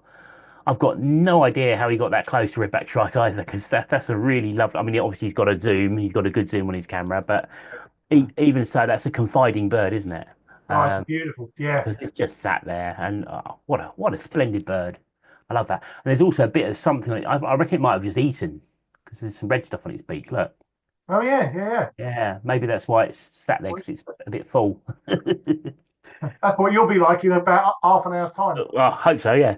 So that means obviously in first place is the really quite striking picture of a lapwing coming into land. This was Stunning. taken by Andy Brown. Stunning. And again, this is all about the light, isn't it? It's all about the light and the reflection, you know. Yeah, Uh, it does. It doesn't have to be a rare bird, no, or it's just. I must admit, I like these sorts of shots. I like something a bit more unusual, and this is just. And I say, like you said, the light is stunning. yeah, Not a ripple on that water. exactly. I mean, it's absolutely clear, isn't it? You know, if you turn it sideways, it's almost like one of those ink blot things. It's Yep. virtually Yep. symmetric. Even the mud is not far off from being No. symmetrical. No. Oh, well done, Andy. Well Yeah, done. love that picture. So congratulations, Andy. I'll be in touch, and we'll sort out your prize. You'll get a framed print of the picture and a certificate. We'll get that to you at some point soon. So thank you very much, and thanks again for everyone that entered. It was once again a really good competition. I meant to do this earlier actually, but there's a couple just kind of honourable mentions really. I should have done this before. I'm so sorry. Completely forgot earlier on. Very, very quickly. Um, just You these didn't mean four you did. pictures that I liked. So this one made me laugh. Phil Boswell, Kestrel. Just the fact that what the sign says that it's perched on. Streets there. No, that's cracking. I like I that. like that. Yeah, I like that. Anyway, this one from Frankie Robertson. So Frankie uses a little bridge camera that, obviously bridge cameras, as we know, they're fantastic. They're brilliant. They're a great way of getting long reach with a small camera. They don't focus quite as quickly as a SLR camera. And I think I was with Frankie. This was down at the Naze again, wasn't it? On one of the Big County Birdwatch days. And there was a yellow-browed warbler that was hopping around the bushes, and I couldn't get a picture of it. I had no chance getting a picture of it. And Frankie managed to get a picture of yellow-browed warbler with his bridge camera. So really, really good job there. I think he did really well. Well done, Frankie. Um, Yeah, superb. I like this one, Robin Pettit, the great crested grebe. Looks like probably a young bird, I reckon. Yep. Yep. I'll say Um, so. And that's just I love pictures where the bird is just staring straight down the camera lens. I think that always looks fun, especially if you get the focus on the eyes, so the beak goes nice and blurry, the background's nice and blurry, autumnal colours. Yeah, really like that one. And then finally, this one's a bit different, isn't it? We both like this, didn't we? I Yeah. think. Do you know what? Again, I mean, this would be my final four. Mm, Again, it's common, but the composition is just, it's outstanding. I love that. All those sort of dead sunflower heads, I think, aren't they? It's almost monochrome, like with all the sunflower heads, like you said. Just with Mm, this, I mean, I know a pigeon's grey, but yeah, it's just the composition is stunning. I love that. Just Love one it. wood pigeon just sat there going, yeah, take a picture of me. Why not? So. Love it. Yeah, brilliant. So I thought I'd just quickly share those. I forgot to do it earlier on, but thanks to everyone who took part. Um, Technically, the winter competition is now up and running because it starts the day after the autumn one finishes. I'll get the stuff up and running on the website as soon as I can over the next week or two and email it all out and everything. But please start taking pictures now. And don't forget, of course, please always bear in mind the welfare of your subject. So don't get Yep. too close. Use, as Jan did with the shrike, use your zoom. Don't flush things. Don't scare things off. Yeah, Be well said. respectful at all times. So yeah, Yeah, thank you. Right. yeah. What's next?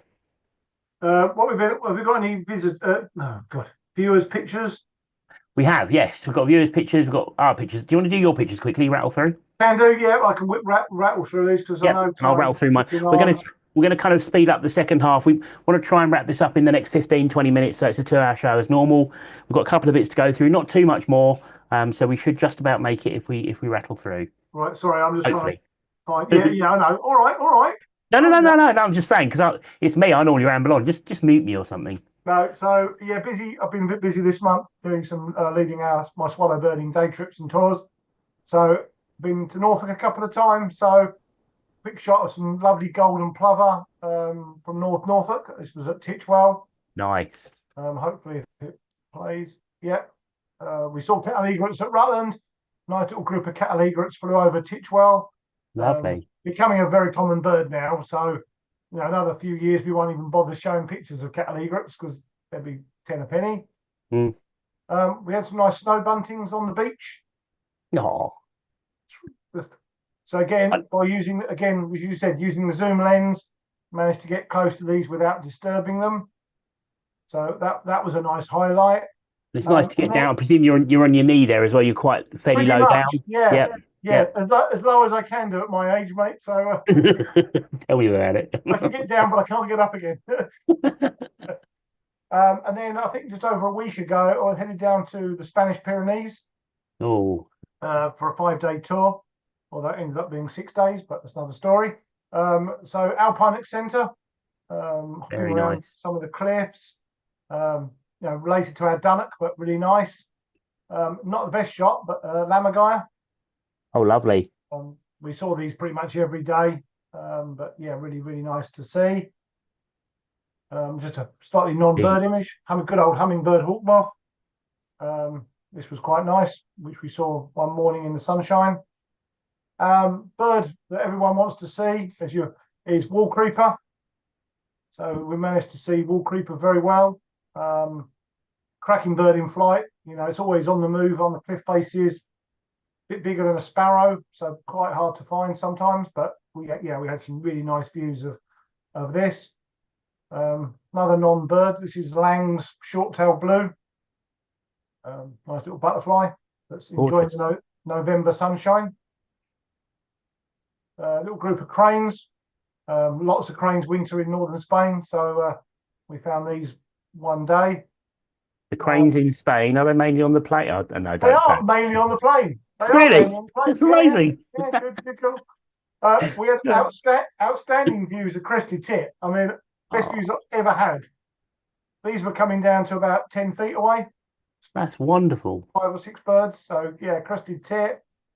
And also amazing views of griffon vulture. We went to a vulture feeding station with hides, and they put out some meat and carcass stuff, and we had about 150 plus griffon vultures, and this is how close you get to them. I mean, at one point there were griffon vultures on the hide roof.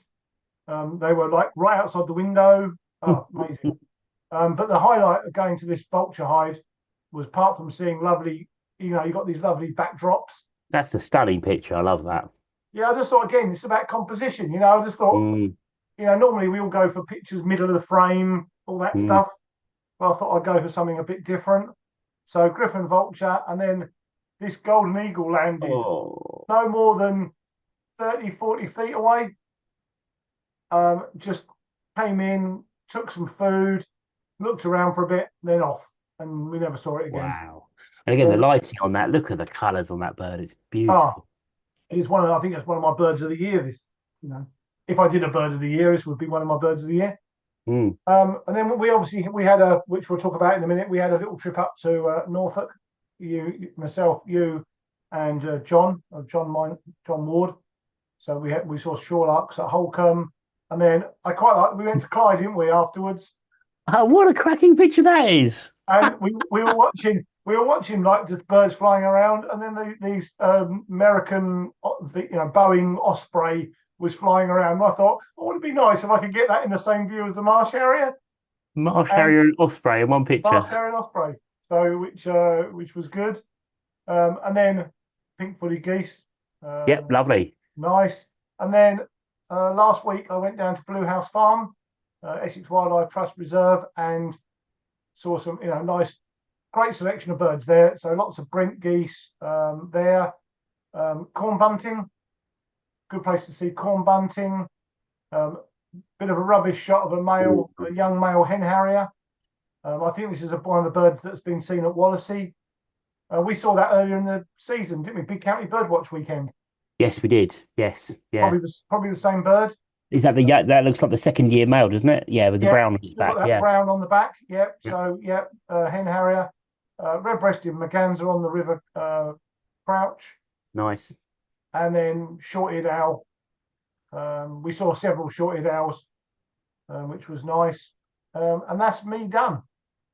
Well, to be fair, they were so good, I might as well not do mine. So that saves 5 minutes. Nah, you've got some nice pictures. I'll quickly rattle through mine. So this is just one from actually right at the end or towards the end of last month, but I was quite pleased with this. Just managed to pick out a hooded crow at Holland Haven, which is the first hooded crow that I've seen in Essex. So can you see that? Has it come up? Yeah, no, good bird, mate. Good bird. Got it. Cool. So quite a long way off. I was actually scanning the field for cattle egrets because there was some cattle out there. And I thought that magpie looks a bit funny. And then realised it was a hooded crow. Oh, excellent. That's good. And then very quickly, Mark and a few of the people that had volunteered for the farmland bird surveys, we had a 2-3 hour walk at Rabness a few days ago, and we got some nice views of red-breasted merganser. And this is a male kind of coming into breeding plumage. So yeah, really, really quite nice. Yeah. And then over to Abberton. This is on the 10th, and this is a female goosander, or common merganser. I think I should be calling it now. I don't know. Just having a bit of a flap. And then it's on the same day, I was up by the church, heard kind of a cronky noise, and I thought that sounds a bit like raven. And then, handily enough, this great big crow went and landed on a pylon, and a normal sized crow landed next to it. So I thought, yeah, that's definitely a raven. So quite pleased to see that. And then, yeah, I'll trip up to Cly. So as Steve said, John, Steve, and myself went up to Cly Marshes, and we managed to connect with the long-billed dowitcher that was there. And you picked up a group of black-tailed godwits coming in from quite a distance, didn't you? And all of a sudden, Steve said, "There's something smaller in with them. I think it's the dowitcher." So even before it landed, he was on it. So yeah, absolutely nice eagle eyes. No, I was pleased with that. Yeah, it came out okay. Well, it wasn't that close, was it? No, it wasn't close. So you done well to get a nice shot of that. And then we had this amazing. This was on the beach at Holcombe, wasn't it? Oh my goodness! Again, that was almost bird of the day. This gannet. Yeah, this young juvenile gannet, and it was just flying up and down the actual beach, as you can see. So close. It was unbelievable. I think I've got another shot in a second. You picked up, you did your usual trick of raising your bins and said, "Iders going west," I think they were. And this little sort of train of 7 eider and mixture of plumages there. You've got an adult, you've got young male, you've got female. So really nice to get a good view of those. And I was quite pleased with the way that picture came out. Looks quite good. Nice, good shot again. And then that was the gannet just came and flew back over our heads at one point, didn't it? So close. Yeah, ridiculous. And again, the light was stunning. Oh, it was wonderful that day, really was. And then similar to Steve, got the a picture of some of the pink-footed geese. Hold on a minute. Go back to that. Go on. You photoshopped. You've taken a picture of one goose and photoshopped on the 4. I've been rumbled. That's it. I've never actually taken a bird picture in my life. All of my pictures have all been photoshopped. Do you know what? Reminds me of Hilda Ogden's wall. That does. Now you are showing your year's extra age to me. I apologise for the younger viewers tonight. If you Google Hilda Ogden ducks, there you go. Oh my goodness! No, they were, and the light again. Look at that. I mean, the light on those poor birds, and they do look like they've been copy pasted. I promise people that they are 4 different birds. I promise. I love that. It's good. Again, composition again. Yeah. Shorelark again, similar to Steve's. Just nice to see these birds, wasn't it? Yeah, and then I'll skip past that. This was at Frinton on the 14th, so not quite such good views of gannet, but just nice to have a adult and a very young bird, first year bird from Frinton.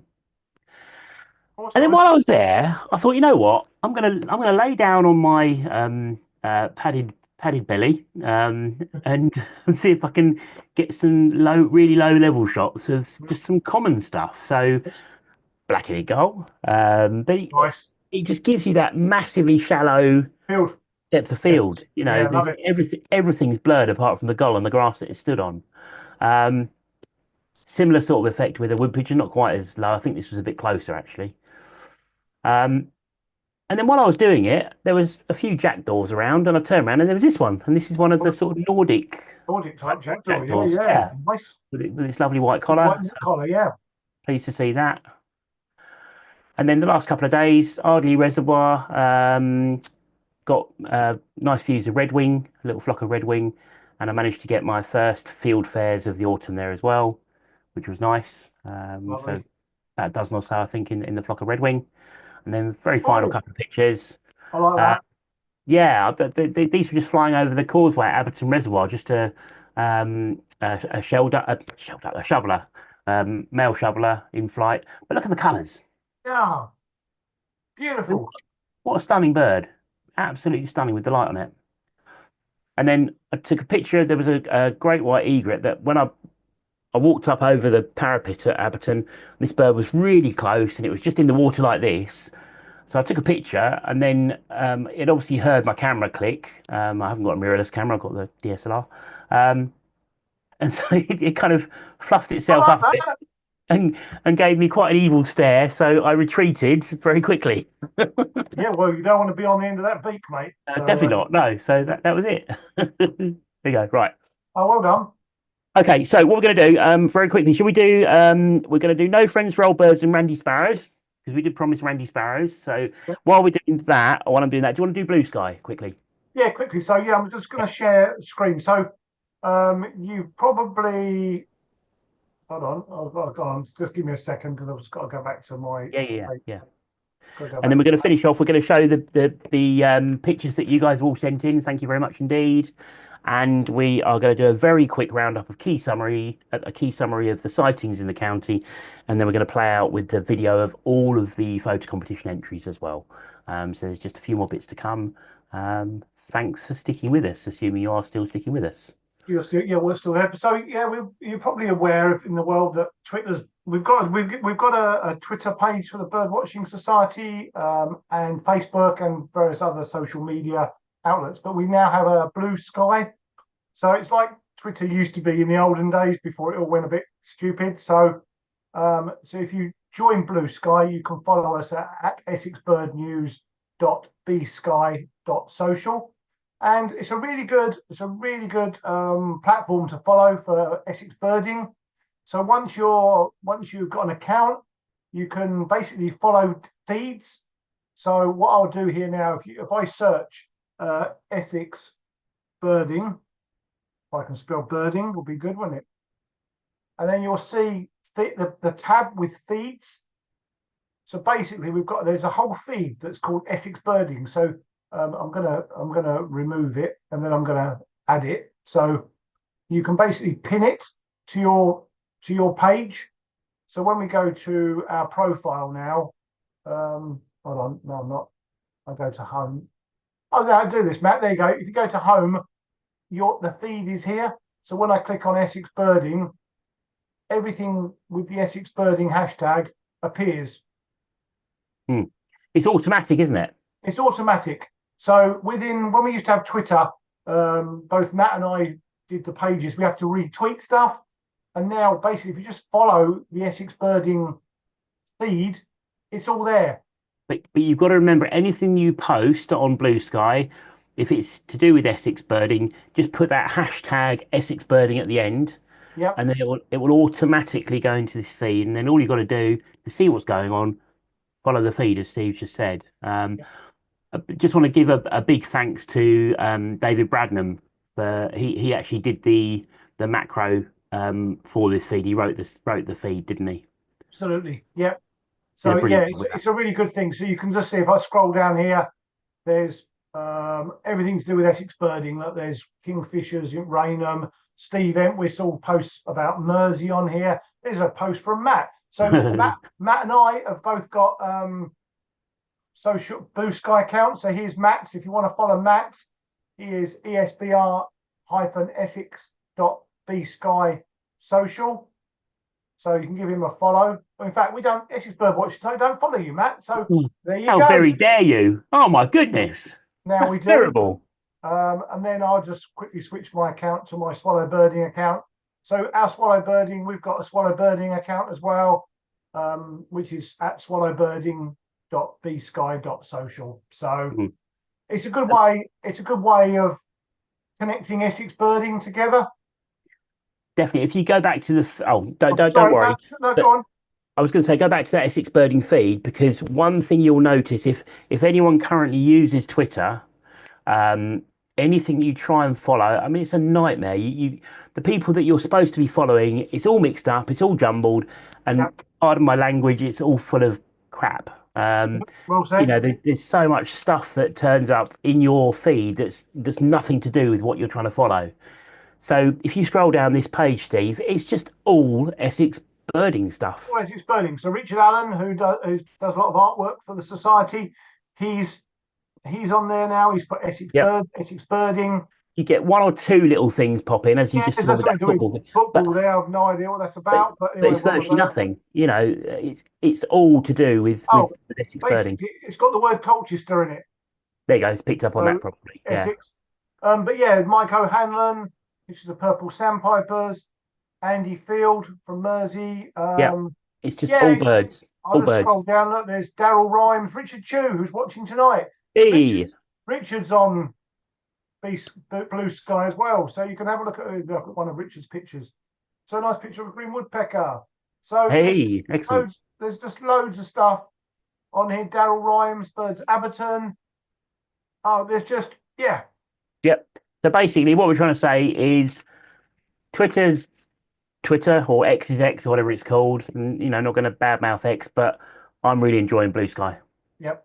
Really I enjoying mean, Blue we'll Sky. see how it goes. We may discontinue the Twitter accounts, and I think that's the way it's going to go. But A lot of people are doing that, aren't they? So yeah, let's wait and see.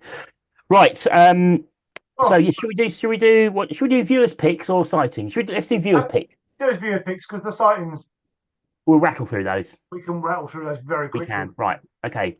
So viewer content very quickly. I'm going to do the pictures. Can you remind me? I've got one video, Steve, because I'll play that Okay. separately. Yeah. Right. Thank you. So first of all, we've got this picture of. In fact, you'll recognise where this was. Where was this taken? Oh, do you know what? When you go to so many places. Bye. Cly. Yeah, Cly. Oh, phew. Do you remember we on the field trip to Cly? We were in the hide, and there was this family of swallows, and they're quite late. I mean, this Oh, was in absolutely. October. Yeah, it was yeah, September. No, September. September. It Yeah, was late September. September, I think. Yeah, late September. But even so, it's still getting a bit late, isn't it? Absolutely. And I know they're pretty much good to go. They're obviously just still getting fed by their parents, and why not? But the adults were swooping through the hide with us in it, and these birds were inside the hide. It was quite astonishing to see the speed, the agility, and the fact that there was 15 people in the hide, and they were really not bothered at all to feed their young while we're in there. So, Anne Goddard sent that in. Thank you very much indeed for sending that in, Anne. I love that picture. Then Claire Day. So Claire sent in picture of this colouringed black-tailed godwit, and there's basically an update for this bird. I'm not sure if I've got the PDF saved. Oh my goodness, I'll have a look in a minute. See if I can find the update. But Claire reported this this black-tailed godwit, the colouring bird on the left, and I'll see if I can find the update in a minute once we've done the pictures. Dave Dutton sent in a picture, and this is all about a rehabilitated gull. So he has a license to ring rehabbed gulls, which he's been doing for a few years now. And he said it was a bit of an experiment. He wondered what these gulls, who spend most of their early lives being looked after by humans, would do once they fledge. Would they hang around locally, or would they get the urge to migrate? This particular one was a young lesser blackback gull. And it was looked after by Claire Ward in Dovercourt. She does a fantastic job sort of looking after these young gulls when they're found injured or found in need of care. And eventually this bird was ready to be released, so they released it. and it was released in Dovercourt and colour ringed on the 10th of July. Um, when Claire released it 10 days later on the 20th of July, she kind of pointed it in the direction of Morocco, Dave says. And then, much to our surprise and delight, after having been seen on the Portuguese coast in October, it's just been spotted in Morocco. Wow. And you can see the screenshot here, yeah, of the bird in Morocco. And its name is N2UT is the numbers on the ring. So that's obviously nut, I reckon they call that one. So I like that. Thanks for sending that in, Dave. Then we've got some pictures from Graham Mee. So we've got a whole collection of birds here, little egrets and Brent geese and widgeon and probably lots of other things in there as well. And Nice. that was taken at Lee. I like that one. Thank you. I like that. It's brilliant. Got a lovely shot of a pied wagtail, and this was taken in Old Lee. Again, this is from Graham Mee. There you go. Composition. I know. And then the final shot, I love this. The final shot from Graham Mee. This was Shoebury MOD Beach. Wow. And you got oyster catcher and redshank, but they are just completely divided, aren't they? That's amazing. That is just stunning. Again, the light is amazing. I love it. I know. I love that pic. That's really good. Then Jan sent some pictures in. So water rail from Holland Haven. This is from Jan Lewis. Oh, that's a nice one. This is really nice. Yeah, you got a tufted duck and a Slavonian grebe, and this was taken on the Hallingfield Causeway. A bird that I still haven't got a picture of, a male bearded tit, and this was in the Hanningfield Reservoir, the permit area. So you have to have a permit to go into certain parts of the second reservoir. bird there as well, isn't there? Sorry? Second bird there as well. Well, there is on the right hand side. Goodness, I didn't notice that. There you go. Brilliant. And then this was taken just a few days ago, our trip at Rutland. Yeah, And showed me this on the back of his camera, and it's come out rather beautifully. A lovely shot of an adult female kingfisher there. Really, really nice. And this bird was evidently quite showy, wasn't it, I think? And then we've got Mike O'Hanlon. So Mike sent a couple of pictures in while we've been talking. So we've got a picture of purple sandpiper from Holland Haven. We've got snow bunting also at Holland Haven. So lovely shots there from Mike. Nice low level shot there. I think we lost you for a second, Steve, but you're back. You did. Yeah. Sorry. So nice low level shot of snow bunting from Mike from Holland Haven. Pete Dwyer. So Pete sent in a picture of this rather smart male great spotted woodpecker. I wonder if that's a young male because the red behind its head looks a bit kind of downy. But yeah, really, really nice bird there. And he had that while he was doing some ringing in North Essex yesterday, in fact. Lovely. And then finally, Richard Chu has sent in pictures of fox from Langdon. Another foxy picture. Rather nice picture of Goldcrest. Again, all about the composition. Like the leaves there, really nice, and the lighting. Good. A common buzzard. So I think he sent in a very quick message, actually. I've got it here. Here we are. So the buzzard was, where are we? Yeah, these are all at Langdon. So the Goldcrest, the buzzard, and the foxes are at Langdon. And then we've got Rainham Marshes. So we've got a rather showy little egret. Nice. A grey heron in flight. Oh, a very nice shoveler, male shoveler. Oh, again, the colours. Colours, stunning. Great white egret and a couple of lapwing. Ha! Love Looks it. like the egret's coming into land, and maybe the lapwing are taking off. I'm not sure about that. Looks That's like it. exactly what looks like. Yeah. It's just spooked the lapwings. Yeah. I think so. Yeah. And again, the lapwing. Well, there is a lapwing in the background, but the great white egret off again, I guess, after a while. Then this was a heavily cropped, self-found jacksnipe with a common snipe for comparison. I couldn't see the common snipe. It was behind the webcam. So, oh, that's nice. Yes, really nice shot. So obviously, jacksnipe on the left here. Yeah. I zoom in a bit, and then you've got the common snipe on the right. So clear difference in size, in markings, and obviously bill length as well. So yeah, I love that picture. Thanks, Richard. Beautiful. And again, another nice shot of the jacksnipe. I think is that on its own this time? I can't see anything else. Yeah, it is. Yep. And then finally, sparrowhawk, female sparrowhawk. probably looking hungrily at the jack snipe, I expect. Yeah, look at that. That's nice. Yeah, Again, very nice. the light up until recently, the light has been amazing. Sorry, just having a cough. Yeah, I agree. I mean, it's been fantastic. Right. Okay. Do you want to do your sightings? I'm going to quickly search for see if I can find the information about the goal that Claire sent in, and then we'll finish with the video of all the Yeah, entries. I'll just whip through really quickly. So this is November sightings in no particular order of sites. So the Mucking sort of East Tilbury area has had water pipit earlier in November. It's had ring-ousel early in November, plus Caspian gull, Slavonian grebe, and black-throated diver. And I think there was a puffin there a couple of days ago, which is a really good bird. Wallasey Island's been up to 4 hen harriers, which is what premier site in Essex for raptors. Water pipit being seen. There was Dartford warbler there for a while, and spoonbill back for the winter. I think pretty much South Essex, the best place has been Canvey Island. We've had lots of northerly winds and easterly winds. So Pomerine skewer, it's had 2 leeches petrels, little auk and 8 scorp on the 19th. Black-throated diver, it's had puffin again, several puffins, I think. What else? And 15 white-fronted geese at West Canvey. We spoke about hawfinches earlier. Epping Forest has had up to 8 or 9 birds, 8 over somewhere called Lippett's Hill, wherever that is, no idea, but it's in Epping Forest. And then 1 over Connaught Water. There's also been hawfinches around Chelmsford and Boreham, with 2 over Chelmer Park and 2 in Boreham. Also Braxton Park, there's been up to 3 hawfinches on the 17th of November. So, there's been an influx into the county, so well worth keeping an eye out for these in the next few weeks. What else we've got? Gunners Park, not to be confused with Southend Pier, and has had black redstart, Slavonian grebe, and a grey phalarope on a few days ago.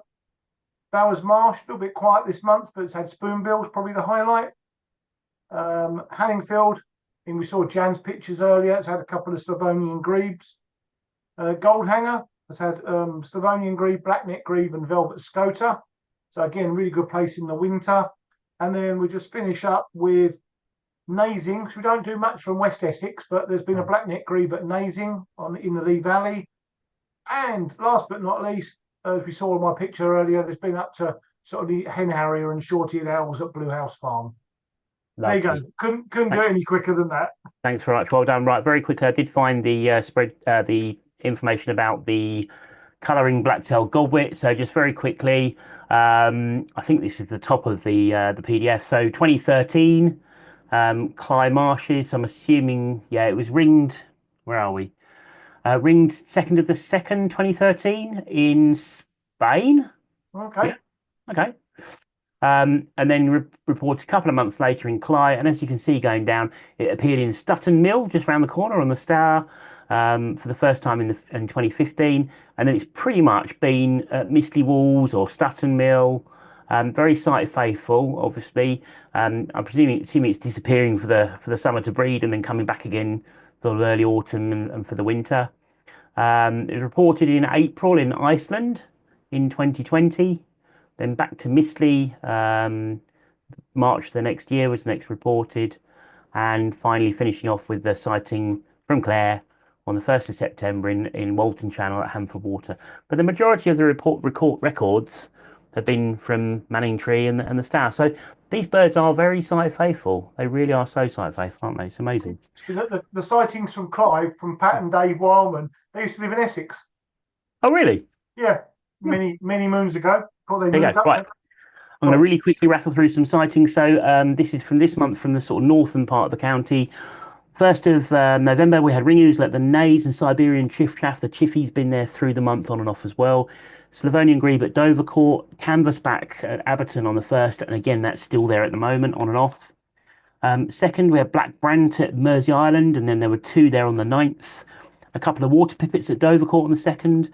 Black-throated diver at the Naze also on the 2nd, where there were 3 velvet scoters and 1 velvet scoter at Mersey on the 3rd. Palace's warbler at the Naze on the 3rd, and a yellow-browed warbler on the same day at Colne Point. We then had the next day Blackneck Grebe, Mersey, and Abberton. And there was also a possible lesser scorp at Abberton as well on the 4th. On to the 5th, Black Redstart and White Fronted Geese at the Naze. And there was another Black Redstart at Wivenhoe on the 7th. Also on the 7th, Hen Harrier, Ringtail at Copt Hall. I think there's been a male there as well, on and off through the month. Next day on the 8th, 6 Common Scoter and 3 Caspian Gull at Abberton. And the number of Common Scoter rose from 6 to 7 on the 11th. On the 10th of the month, male Hen Harrier at Horsey Island and pale-bellied Brent Goose at the Naze. And then on the 11th, Snow Bunting at Holland Haven and Yellow-browed Warbler at Mersey or at Cudmore Grove. 12th of the 11th, 2 Purple Sandpipers at Holland Haven, so they're going to be there on and off throughout the winter, and the numbers may well increase. So Holland Haven, always a good place to go if you want to try and see Purple Sandpiper. And also at Holland Haven on the 17th, there were 8 pink-fronted geese, which is a good record for Essex. They're not the easiest bird to see in Essex. A day later, on the 18th, at the Naze, there was a Lapland bunting. And then on the 19th, Snow Bunting at the Naze. On the 20th, Redneck Grebe was seen off Mersey Island. And finally, for me, on the 22nd, 3 Slavonian Grebe, 2 Snow Buntings, and a Little Auk, all at the Naze. There you go. Busy month. Definitely. Right, I think we've pretty much done everything, haven't we? I think. We have. Yep, I think we've good. You got any emails? Nothing missed. Anyone emailed in? No, no emails. Only Jerry and I've covered those. That's good. We've got a few quickly. Just got a few comments. Go for it. Richard Chu saying, just commenting on the photographic competition. Amazing last 4. Well done, Andy. And Richard voted for the lapwings. And Andy's just said thanks, Richard, and to everyone else who voted for his picture. So, Richard Chu saying thanks. Well done, Andy. Yeah, Nick Lay, he said he was just asking where Blue Sky can be uploaded from, and Paul Everett has kindly replied about it being in the Google Play or Apple Store. And what else have we got? And then, yeah, Nick Lay said also he went looking for the puffin at East Tilbury, but the weather got better of him. So, and Susan Pembroke, fab photos, guys, got to go. Thanks for a great show. So there you go. Excellent. Right. Okay. So thanks again to everyone who's watched tonight. Thanks for sticking with us. It's been a bit of a bumper one this evening. Apologies. But, you know, well done for your perseverance. And thanks very much. Just a very quick reminders. So online talk on Monday on the 25th on our YouTube channel. And on the 6th, there's another online talk as well. We've got the Zeiss event on Tuesday. If you want to come, drop us an email, ebwstalks or info.ebws. Just look at the website. It's on there. Ringing demo on the 1st of December. Again, drop us an email if you want to come to that. That's limited numbers. There's a field trip to Abberton self-drive on the 15th of December. And we're doing the Christmas show on... I can't remember. What do we say? We are doing a Christmas show. Watch this space. I can't. Yeah, it'll be on social media and various other things. I've got a funny feeling it's something like the 20th or something like that. Yeah, it's literally a few days before, and we hope to have... fingers crossed we'll have Jerry Johnson on to give everyone a festive message, hopefully. Yep. And we might have a couple of other surprises, but we don't know yet. Mainly because we really don't know what's going on yet. No, but we will be back for a Christmas show. Don't worry. Definitely. Right, let's find this video very quickly. So this is going to be a video of all of the entries into the recent photo competition. The voting was close, so I actually had to do 2 videos with different endings. And I hope in advance that I've got the correct one. So here we go. Can you see a blanky screen? Yep. Okay. Blanky screen. I'm going to say goodbye to everyone. We'll mute our cameras and stuff and enjoy this. This lasts about 5 minutes. And once again, thanks to everyone who took part and well done. Congratulations to Andy for winning it.